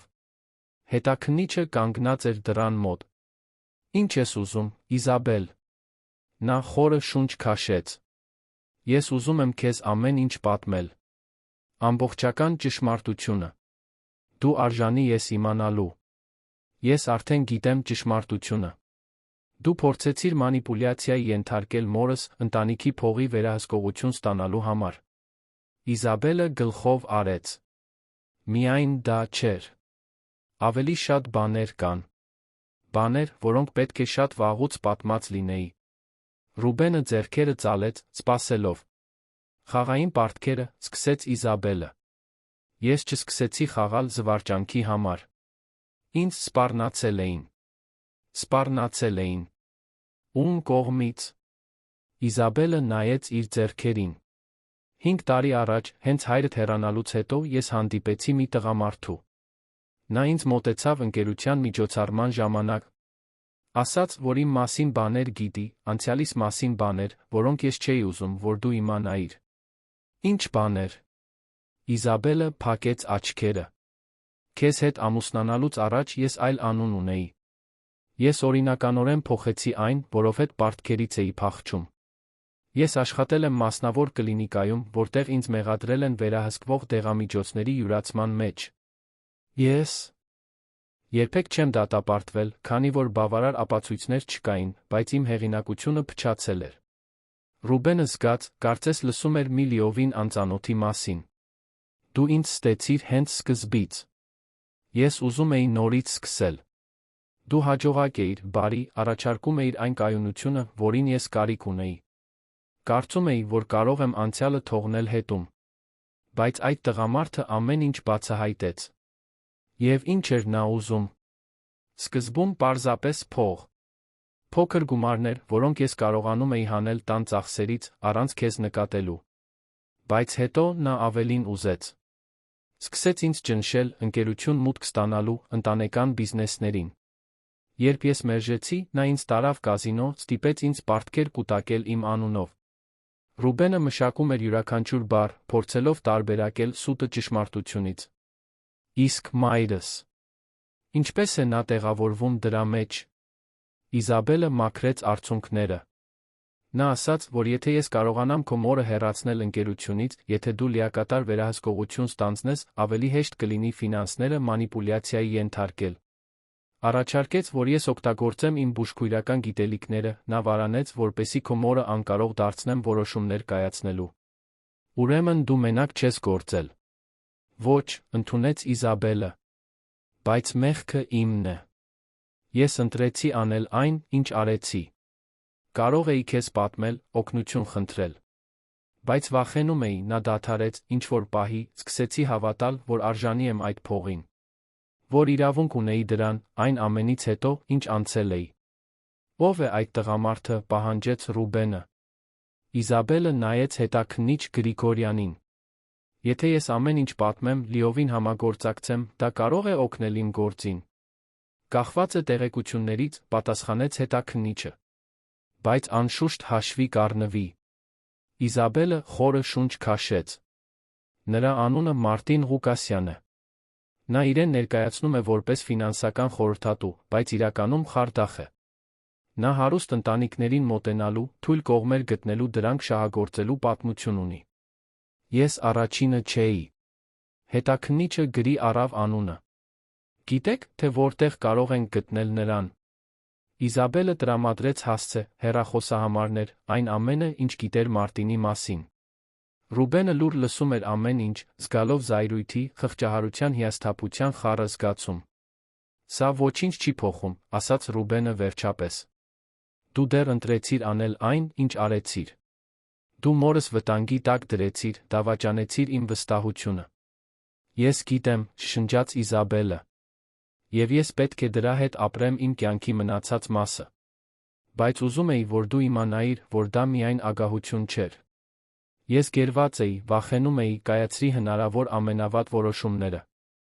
Ռուբենը վեր կացավ։ Հուսով եմ, որ դու կպատասխանես այն ամենի համար, ինչ արել ես։ Եվ հուսով եմ, որ այդ Մարտին Ղուկասյանը նույնպես կպատասխանի։ Ռուբեն, նա կանչեց նրան, երբ նա շարժվում էր դեպի դուռը։ Քո հայրը, նախքան հեռանալը, ինձ մի բան ասաց։ Ասաց, որ ես բավական լավ չեմ քեզ համար, որ մի օր իմ իրական բնույթը կհայտնվի։ Նա ճիշտ էր։ Ռուբենը կանգ առավ, շրջվեց։ Հայրս միշտ լավ է եղել բնավորություն դատելու մեջ։ Պետք է ավելի շատ լսեի նրա խորհուրդները։ Նա դուրս եկավ սենյակից, սիրտը ծանր։ Հետաքննիչ Գրիգորյանը հետեց նրան։ Մենք կհետաքննենք այդ Մարտին Ղուկասյանին։ Եթե այն ամենը, ինչ նա ասաց, ճիշտ է, մենք այստեղ շատ ավելի մեծ գործ ունենք։ Ես ուզում եմ ամեն ինչ իմանալ, ասաց Ռուբենը։ Յուրաքանչյուր մանրամասն։ Հաջորդ օրերին հետաքննությունն ընդլայնվեց։ Ոստիկանությունը պարզեց, որ Մարտին Ղուկասյանն իսկապես հայտնի խարդախ էր, զոհերով տարբեր քաղաքներում։ Իզաբելն առաջին մարդը չէր եղել, ում նա մանիպուլյացիա էր ենթարկել ընտանեկան կարողություններին հասանելիություն ստանալու համար։ Բայց նա միակն էր, ով այդքան հեռու էր գնացել։ Մարտինը ձերբակալվեց Երանում, զոհերի փողերով վճարված շքեղ բնակարանում։ Երբ նրան դիմակայեցին ապացույցներով, նա փորձեց բանակցել, առաջարկելով տեղեկություններ այլ խարդախությունների մասին, ավելի մեղմ դատավճռի դիմաց։ Ռուբենն ամեն ինչին հետում էր մոտիկից, համոզվելով, որ արդարություն կիրականացվի։ Բայց նրա ամենամեծ մտահոգությունը Մայրն էր։ Տիկին Օֆելիան դուրս էր գրվել հիվանդանոցից վերադարձել տուն, բայց տունն այժմ այլ էր թվում։ Այնտեղ տեղի ունեցածի հիշողությունները պղծում էին յուրաքանչյուր սենյակ։ «Պետք է վաճառենք այս տունը», ասաց տիկին Օֆելիան մի գիշեր, նստած հյուրասենյակում Ռուբենի լոնի հետ։ «Ես այլս չեմ կարող այստեղ ինձ ապահով զգալ»։ «Նոր տեղ կգտնենք», համաձայնեց Ռուբենը։ «Մի տեղ, որտեղ կարող ենք նորից սկսել»։ «Իսկ ընկերությունը», հարցրեց Լոնը։ «Մամուլը սկսում է հանգստանալ, բայց ազդեցությունը մեծ էր»։ Ռուբենը նայեց մորը։ Տիկին Օֆելիան թեթակի ժպտաց, այն ժպիտը, որը նա ամիսներ շարունակ չէր տեսել։ «Ընկերությունը դիմացել է ավելի վատ ճգնաժամերի», ասաց նա, ձայնն արդեն ավելի ուժեղ։ «Մենք կապաքինվենք։ Եվ այս անգամ ես ավելի ներկա կլինեմ։ Այս ամիսները ինձ սովորեցրել են, որ ոչինչ չեմ կարող անկասկած համարել, նույնիսկ իմ սեփական մտքի պարզությունը»։ «Ընկերությունը լավ կլինի», հավաստիացրեց Լոնը։ «Իրականում, շատ հաճախորդներ աջակցություն են ցուցաբերել։ Նրանք հիանում են, թե ինչպես եք վարվել իրավիճակի հետ, Ռուբեն։ Անկեղծությունը, քաջությունը, բացահայտելու, թե ինչ էր կատարվում»։ Ռուբենն իրեն քաջ չէր զգում։ Նա իրեն հյուծված, դավաճանված, մեղավոր էր զգում, որ ավելի շուտ չէր նկատել նշանները։ Բայց նա նայեց մորը, տեսնելով, թե ինչպես է նա ամեն օր վերականգնում իր էության մի փոքր մասը, գիտեր, որ ճիշտ ընտրություն էր կատարել։ Մեկ շաբաթ անց Ռուբենը վերջին անգամ այցելեց Իզաբելին բանտում։ Նա սպասում էր դատավարությանը, նրա փաստաբանները փորձում էին բանակցել պատժի կրճատման շուրջ, հիմնվելով Մարտին Ղուկասյանի ձերբակալության գործում նրա համագործակցության վրա։ «Ինչու եկար», հարցրեց Իզաբելը, երբ նա նստեց ապակու մյուս կողմում։ «Ինձ վերջնական պատասխաններ էին պետք»։ «Դու երբեք սիրել ես ինձ»։ «Ամեն ինչ սուտ էր հենց սկզբից»։ Իզաբելը երկար նայեց նրան։ «Ես սիրում էի քեզ, Ռուբեն։ Կամ գոնե սիրում էի ինձ այն տարբերակը, որը դու ինձ թույլ տվեցիր լինել։ Մեկը, ով հարգված էր, ընտանիքի անդամ։ Բայց դա բավական ուժեղ չէր։ Երբ անցյալը հասավ ինձ, ես քաջություն չունեցա քեզ վստահելու։ Կարող էիր ինձ պատմել։ Մենք միասին կդիմակայեինք։ Ես հիմա դա գիտեմ։ Բայց այն ժամանակ կարծում էի, որ պետք է ինքս լուծեի։ Եվ յուրաքանչյուր սխալ ընտրության հետ ավելի դժվար էր դառնում հետ դառնալը։ Ռուբենը գլխով արեց։ Հուսով եմ, որ դու բանտում անցկացրած ժամանակը կօգտագործես իրականում մտածելու քո ընտրությունների մասին։ Եվ հուսով եմ, որ մի օր կկարողանաս ներել քեզ, որովհետև ես չգիտեմ, թե արդյոք կկարողանամ։ Արցունքներ հոսեցին Իզաբելի դեմքով։ Ես հասկանում եմ։ Եվ Ռուբեն, ես իսկապես հուսով եմ, որ դու քո մայրը խաղաղություն կգտնեք։ Դուք արժանի եք դրան։ Ռուբենը վեր կացավ դուրս եկավ, հետ չնայելով։ Դա այն փակումն էր, որին նա կարիք ուներ։ Դեռ ներում չկար, գուցե երբեք չլիներ, բայց կար հասկացողություն։ Եվ դա բավարար պետք է լիներ։ Վերադառնալով տուն, նա մորը գտավ այգում։ Տիկին Օֆելիան խնամում էր բույսերը, հենց այն բույսերը, որոնք գրեթե թունավորվել էին նրա հետ միասին։ Բայց նա դրանց նորից կյանք էր վերադարձնում, մեկ առ մեկ։ «Ինչպես ես զգում քեզ», հարցրեց Ռուբենը, նստելով նրա կողքին։ «Ամեն օր ավելի ուժեղ եմ։ Երբեմն դեռ մղձավանջներ եմ տեսնում, արթնանում եմ կարծելով, որ դեռ գերված եմ այդ մշուշի մեջ։ Բայց հետո հիշում եմ, որ ազատ եմ։ Եվ դա ամեն ինչ է փոխում»։ Ռուբենը գրկեց մորը։ «Կներես, որ ավելի շուտ չնկատեցի։ Որ այդքան կույր էի»։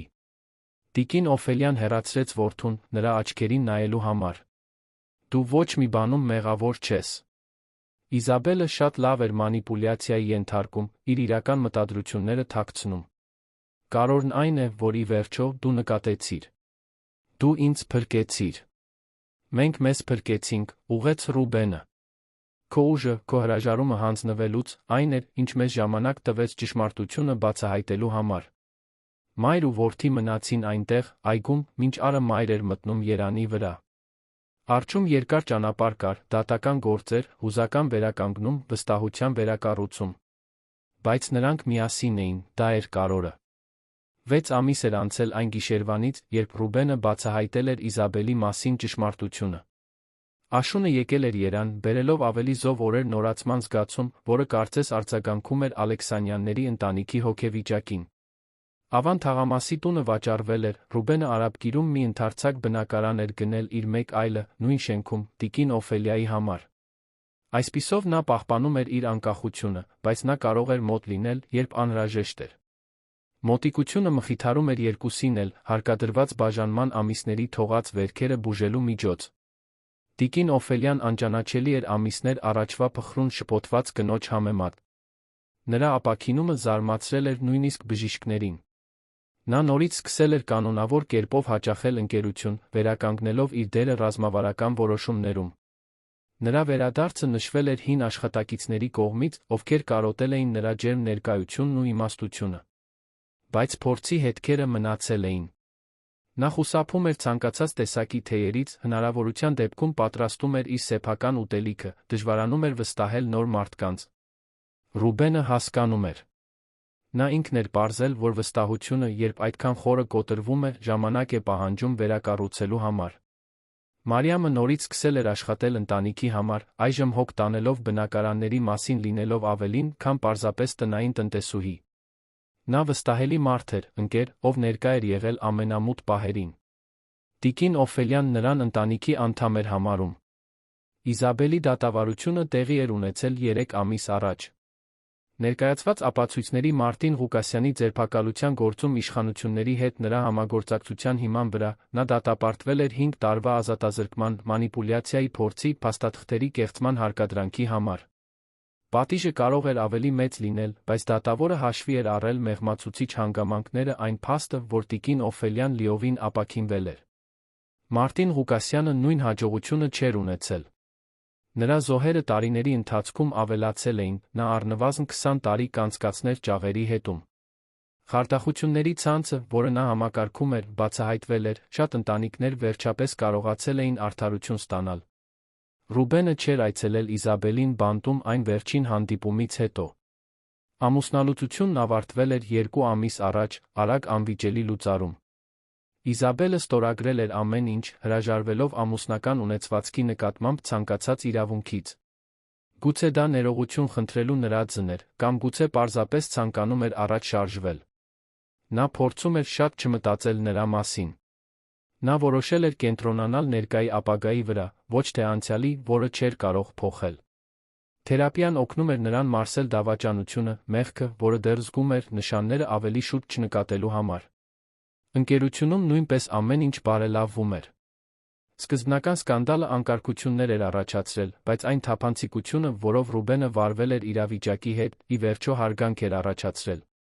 Հաճախորդներն ու գործընկերները հիացել էին նրա քաջությամբ, բացահայտելու կատարվածը, նույնիսկ իմանալով այն ազդեցության մասին, որը դա կունենար ընտանիքի հասարակական իմիջի վրա։ Լոնը շարունակում էր մնալ նրա աջ ձեռքը լավագույն ընկերը։ Նրանք էլ ավելի էին մտերմացել ճգնաժամի ընթացքում, Ռուբենը սովորել էր գնահատել իսկական ընկերությունները, նրանք, որոնք դիմանում էին ամենադժվար պահերին։ Ապրիլյան միզով կեսօրին Ռուբենը իր գրասենյակում էր, երբ քարտուղարուհին անսպասելի այցելություն հայտնեց։ Բժիշկ Մանուկյանը, նյարդաբանը, ով կեղծորեն ախտորոշել էր տիկին Օֆելիային, ընդունարանում էր, խնդրելով խոսել նրա հետ։ Ռուբենը վարանեց, բայց հետաքրքրասիրությունը հաղթեց։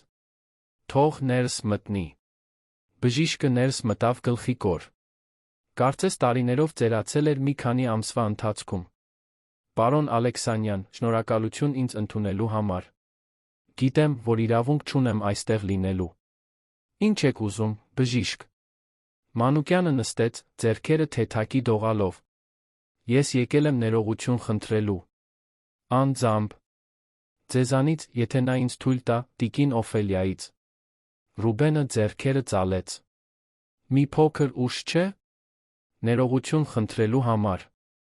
Ես գիտեմ։ Բայց ես պետք է դա ասեմ։ Իզաբելը իմ համալսարանական ընկերուհին էր, դա ճիշտ է։ Բայց երդվում եմ, որ չգիտեի, թե ինչ էր նա անում։ Երբ նա ինձ մոտեցավ ասելով, որ իր զոքանչը դեմենցիայի ախտանշաններ է ցույց տալիս, ես հավատացի։ Ես բարեխղճորեն կատարեցի հետազոտությունները։ Ռուբենը ուսումնասիրեց տղամարդուն։ Նրա աչքերում անկեղծություն կար, բայց նա մեղք։ Իսկ մյուս բժիշկները, ում դուք առաջարկեցիք, բոլորն էլ բարեխղճորեն էին։ Իզաբելը մանիպուլյացիայի ենթարկեց բոլորիս։ Երբ ճշմարտությունը բացահայտվեց, ես կորցրի մի քանի հիվանդի։ Իմ հեղինակությունը պղծվեց։ Բայց նա ուղիղ նայեց Ռուբենին, ես արժանի էի դրան։ Պետք է ավելի զգույշ լինեի, ավելի շատ հարցեր տայի, չթողնեի ինձ տանել ընկերությունը։ Բժշկական խորհուրդը հետաքննում է ձեզ։ Այո։ Հավանաբար իմ լիցենզիան ժամանակավորապես կկասեցվի։ Ես ընդունում եմ հետանքները։ Բայց նախքան այդ ամենը, պետք էր նայել ձեր տիկին Օֆելիայի աչքերին ներողություն խնդրել։ Ռուբենը խորը շունչ քաշեց։ Նա զայրույթ էր զգում, բայց նա գիտակցում էր, որ իր արջի տղամարդը խաբվել էր նույնպես, ինչպես ինքը։ Գուցե ոչ նույն ինտենսիվությամբ, բայց մինույն է խաբվել էր։ Ես կխոսեմ մորս հետ։ Եթե նա ուզենա խոսել ձեզ հետ, ես կզանգեմ։ Շնորհակալություն։ Դա ավելին է, քան ես երբեք կարող էի սպասել։ Այն բանից հետո, երբ բժիշկը դուրս եկավ, Ռուբենը զանգեց մորը պատմեց այցելության մասին։ Տիկին Օֆելիան մի ակնթարթ լուր մնաց։ Նա կարող է վաղը գալ այստեղ, ասաց նա վերջապես։ Ժամը 3-ին։ Ես ուզում եմ անձամբ լսել նրան։ Հաջորդ օրը Ռուբենը բժիշկ Մանուկյանին ուղեկցեց մոր բնակարան։ Տիկին Օֆելիան նրանց ընդունեց հյուրասենյակում, նստած իր սիրելի բազկաթոռին, իր իսկ պատրաստած սուրճի բաժակով։ Տիկին Օֆելիա, սկսեց բժիշկը, ձայնը խեղդված, բավարար բառեր չկան իմ զղջումն արտահայտելու համար։ Ես անփույթ էի, չափազանց վստահ, դուք վճարեցիք գինը։ Տիկին Օֆելիան երկար ժամանակ լուր դիտում էր նրան։ Բժիշկ Մանուկյան, ձեզ օգտագործել են։ Ինչպես իմ որդուն են օգտագործել, ինչպես շատ մարդկանց են օգտագործել։ Իզաբելը շատ հմուտ էր մանիպուլյացիայի մեջ։ Դա ինձ չի ազատում պատասխանատվությունից։ Որպես բժիշկ, ես պետք է ավելի խստապահանջ լինեի։ Ոչ, չի ազատում, համաձայնեց տիկին Օֆելիան։ Բայց սխալը ճանաչելը առաջին քայլն է։ Հուսով եմ, որ դուք դրանից կսովորեք ապագայում ավելի լավ բժիշկ կլինեք։ Կլինեմ։ Խոստանում եմ։ Ուրեմն հարցը մեր միջ ավարտված եմ համարում։ Ես չեմ դատի, այլս հատուցում չեմ փնտրի։ Ես բավական տառապանք եմ կրել։ Հիմա ուզում եմ խաղաղություն։ Բժիշկը մաքրեց իր դեմքով հոսող արցունքները։ Շնորհակալություն։ Դուք ավելի առատաձեռն եք, քան ես երբեք կարող էի սպասել։ Այն բանից հետո, երբ բժիշկ Մանուկյանը դուրս եկավ, Ռուբենը նստեց մոր կողքին։ Դուք համոզված եք դրանում։ Նա նպաստել է կատարվածին։ Համոզված եմ։ Թշնամություն պահելը միայն ավելի կվնասեր ինձ։ Մենք չափազանց շատ ժամանակ ենք կորցրել դրա վրա, որդիս։ Հիմա ժամանակն է ապրելու։ Եվ նրանք ապրում էին։ Տիկին Օֆելիան նորից սկսել էր կազմակերպել իր բարեգործական ճաշերը, վերագտել էր ընկերուհիներին, ում Իզաբելը հեռացրել էր։ Նրանք նրան ընդունեցին արցունքներով, գրկախառնություններով, ուրախ լինելով նրան նորից ունենալու համար։ Նրա լիակատար ապաքինման լուրը տարածվել էր, շատերը նրան տեսնում էին որպես դիմացկունության օրինակ։ Ռուբենը նույնպես սկսել էր վերակառուցել իր անձնական կյանքը։ Նա պատրաստ չէր նոր հարաբերությունների, գուցե երկար ժամանակ չէր լինի։ Բայց նա ընդունել էր ընկերների հետ ընտրելու մի քանի հրավեր, նորից սկսել էր հաճախել սոցիալական միջոցառումների, թույլ էր տվել իրեն նորից ժպտալ։ Մի կիրակի առավոտյան, բժիշկ Մանուկյանի այցելությունից 3 շաբաթ անց, Ռուբենը տիկին Օֆելիան նրա բնակարանում էին, միասին նախաճաշելիս։ Դա մի ավանդույթ էր, որը նրանք ստեղծել էին, ծանրաբեռնված շաբաթից հետո նորից կապվելու պահ։ Գիտես որդիս, ասաց տիկին Օֆելիան, կարագ քսելով հացին, ես շատ եմ մտածել այն ամենի մասին, ինչ պատահեց։ Եվ հասկանում եմ, որ որոշ չափով, այդ սարսափելի փորձը ինձ արժեքավոր բաներ սովորեցրեց։ Իմ մասին, այն մասին, թե ինչն է իրականում կարևոր։ Ռուբենը սուրճի բաժակը դրեց սեղանին։ Ինչպես։ Ես այնքան տարիներ էի կենտրոնացած բիզնեսի, ընկերության, քո պապի հոր ժառանգությունը պահպանելու վրա։ Դա կարոր էր, այո։ Բայց գրեթե կորցրի այն, ինչն իրականում կարոր է։ Ընտանիք։ Կապ։ Սեր։ Դու միշտ ներկա ես եղել, մայրիկ։ Բայց կարող էի ավելին լինել։ Կարող էի ավելի շատ ժամանակ անցկացնել քեզ հետ, ավելի լավ ճանաչել մարդկանց, ովքեր մտնում էին մեր կյանք։ Գուցե եթե ես ավելի շատ ուշադրություն դարձնեի Իզաբելին հենց սկզբից, կտեսնեի նշանները։ Ռուբենը գլխով արեց։ Մենք չենք կարող մնալ, գուցե ի վրա։ Իզաբելը խաբեց բոլորիս։ Նա այլ մարդ էր, քան թվում էր։ Դա ճիշտ է։ Բայց հիմա, իմ մնացած ժամանակի հետ, ես ուզում եմ այլ կերպ վարվել։ Ես ուզում եմ ավելի ներկա լինել, ոչ միայն ընկերությունում, այլ կյանքում։ Ես ուզում եմ ճանապարհորդել, տեսնել վայրեր, որոնք միշտ հետաձգել եմ ճանաչելը։ Ես ուզում եմ վայելել յուրաքանչյուր օր, որովհետև հիմա գիտեմ, թե որքան թանկարժեք է այն։ Ռուբենը ժպտաց։ Ուրեմն կճանապարհորդենք։ Ուր եք ուզում գնալ առաջինը։ Տիկին Օֆելիայի աչքերը շողացին։ Միշտ ուզել եմ տեսնել Եվրոպան։ Փարիզ, Հռոմ, Լիսաբոն։ Քո հայրը միշտ խոստանում էր, որ կգնայինք, բայց երբեք ժամանակ չէր մնում։ Ուրեմն կգնանք։ Որքան հնարավոր է շուտ, կկազմակերպենք ճանապարհորդություն։ Ես, դուք, նույնիսկ Մարիամը, եթե նա ուզենա գալ։ Տիկին Օֆելիան ծիծաղեց, այն անկեղծ ծիծաղը, որը Ռուբենը այդքան ժամանակ չէր լսել։ Հրաշալի կլինի։ Նրանք մնացին այնտեղ, պլաններ կազմելով, ապագայի մասին երազելով։ Եվ առաջին անգամ ամիսների ընթացքում Ռուբենը զգաց, որ նրանք իսկապես հաղթահարել էին ամենավատը։ Սպիները կմնային, բայց դրանք չէին սահմանի նրանց։ Հաջորդ շաբաթ Ռուբենը իր գրասենյակում էր, երբ նամակ ստացավ։ Ուղարկողը Իզաբելն էր։ Նա վարանեց բացելուց առաջ, բայց հետաքրքրասիրությունը հաղթեց։ Ներսում միայն մեկ թերթ էր, իր նախկին կնոջ ծանոթ ձեռագրով։ Ռուբեն, սկսվում էր նամակը, ես չեմ սպասում քո ներմանը, չեմ էլ արժանի դրան։ Ես գրում եմ միայն, որպեսզի իմանաս, որ այստեղ յուրաքանչյուր օր օգտագործում եմ մտածելու իմ ընտրությունների դրանց հետանքների մասին։ Ես թերապիայի եմ անցել, աշխատում եմ հասկանալու համար, թե ինչու արեցի այն, ինչ արեցի։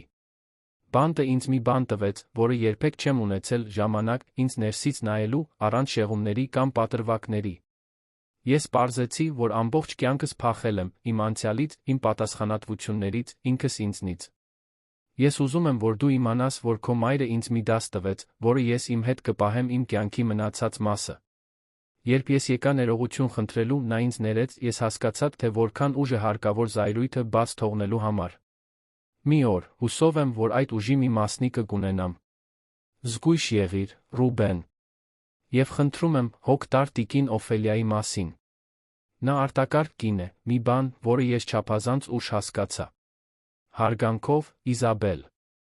Ռուբենը դանդաղ ծալեց նամակը։ Նա չգիտեր, թե ինչ զգալ։ Մի ժամանակ այդ բառերը նրան կստիպեին ամեն ինչ կասկածի տակ դնել, գուցե նույնիսկ հաշտությամբ որեց քննարկել։ Բայց հիմա նա գիտեր, որ այդ գլուխը վերջնականապես փակված էր։ Իզաբելը գտնվում էր իր սեփական քավության ճանապարհին, նա ցանկանում էր, որ նա խաղաղություն գտնի։ Բայց այդ ճանապարհն այլս չէր հատվի նրա ճանապարհի հետ։ Նա նամակը դրեց դարակում, վերադարձավ աշխատանքի։ Կային պայմանագրեր, վերանայելու, հանդիպումներ, պատրաստելու։ Կյանքը շարունակվում էր, ինչպես միշտ է շարունակվում։ Այդ գիշեր, երբ նա մոր հետ ընթրում էր մի ռեստորանում, որը նա սիրում էր, Ռուբենը շուրջը նայեց։ Ընտանիքներ, որոնք ծիծաղում էին, զույգեր, որոնք զրուցում էին, կյանքը, որը շարունակվում էր իր գեղեցիկ բարդ նորմալության մեջ։ Եվ նա հասկացավ, որ նրանք նույնպես նորից դրա մի մասն էին։ Նրանք այլս սարսափելի իրավիճակի զոհեր չէին, նրանք վերապրողներ էին, որոնք վերակառուցում էին իրենց կյանքը։ Մայրիկ, ասաց նա, բարձրացնելով իր գինու բաժակը, կենաց։ Ինչին։ Նոր սկզբին։ Ճշմարտությանը։ Եվ այն սիրուն, որը մեզ միասին պահեց նույնիսկ ամենամութ պահերին։ Տիկին Օֆելիան իր բաժակը դիպցրեց նրանին, աչքերը փայլում էին ուրախության արցունքներից։ Նոր սկզբին, որդիս։ Եվ առջում շատ տարիներ միասին։ Նրանք կենաց խմեցին, Ռուբենն առաջին անգամ երկար ժամանակ անց զգաց, որ իրականում ամեն ինչ լավ կլինի։ Վերքերը կբուժվեին, ցավոտ հիշողություններն ավելի քիչ վառ կդառնային ժամանակի ընթացքում, այն, ինչ կմնար, մոր-որդու միջ անխախտ կապն էր, ամրապնդված դժվարությունների կրակով։ Ալեքսանյանների ընտանիքի պատմությունը հայտնի դարձավ Երանում ոչ թե որպես սկանդալ, այլ որպես դիմացկունության քաջության օրինակ։ Շատ մարդիկ մոտեցան Ռուբենին հաջորդ ամիսներին, կիսվելով մանիպուլյացիայի բռնության մասին իրենց սեփական պատմություններով, շնորհակալություն հայտնելով, որ նա քաջություն ուներ բացահայտելու ճշմարտությունը։ Նա հասկացավ, որ մորը փրկելով, գուցե օգնել էր ուրիշներին ճանաչելու նմանատիպ իրավիճակներ իրենց կյանքում։ Մարիամը սկսել էր դասախոսություններ կարդալ համայնքային կենտրոններում, տարեցների նկատմամբ բռնության մանիպուլյացիայի նշանների մասին, օգտագործելով իր փորձը օգնելու այլ խնամողներին բացահայտելու խնդրահարույց իրավիճակները։ Տիկին Օֆելիան աջակցում էր նախաձեռնությանը, երբեմն մասնակցելով պատմելու իր սեփական պատմությունը, միշտ շեշտելով չհանձնվելու օգնություն փնտրելու կարողությունը։ Ալեքսանյան տեքստիլ ընկերությունը ծաղկում էր Ռուբենի տիկին Օֆելիայի համատեղ ղեկավարության ներքո։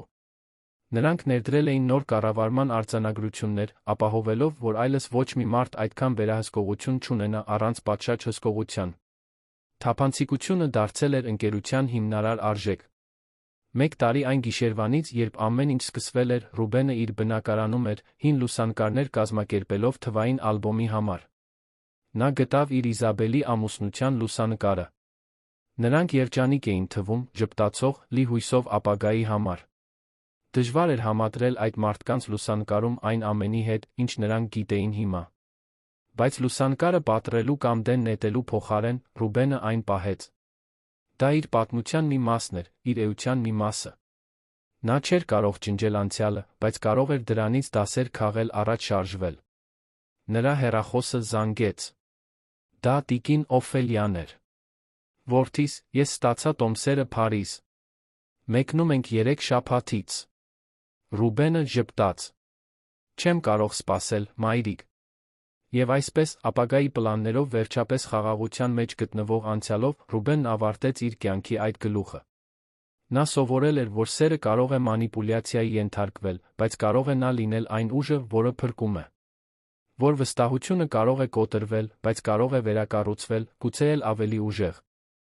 Ամենից առաջ, նա սովորել էր, որ երբեմն վտանգը չի գալիս այնտեղից, որտեղից սպասում ենք, բայց ճշմարտությունը, որքան էլ ցավոտ լինի, միշտ արժե փնտրել։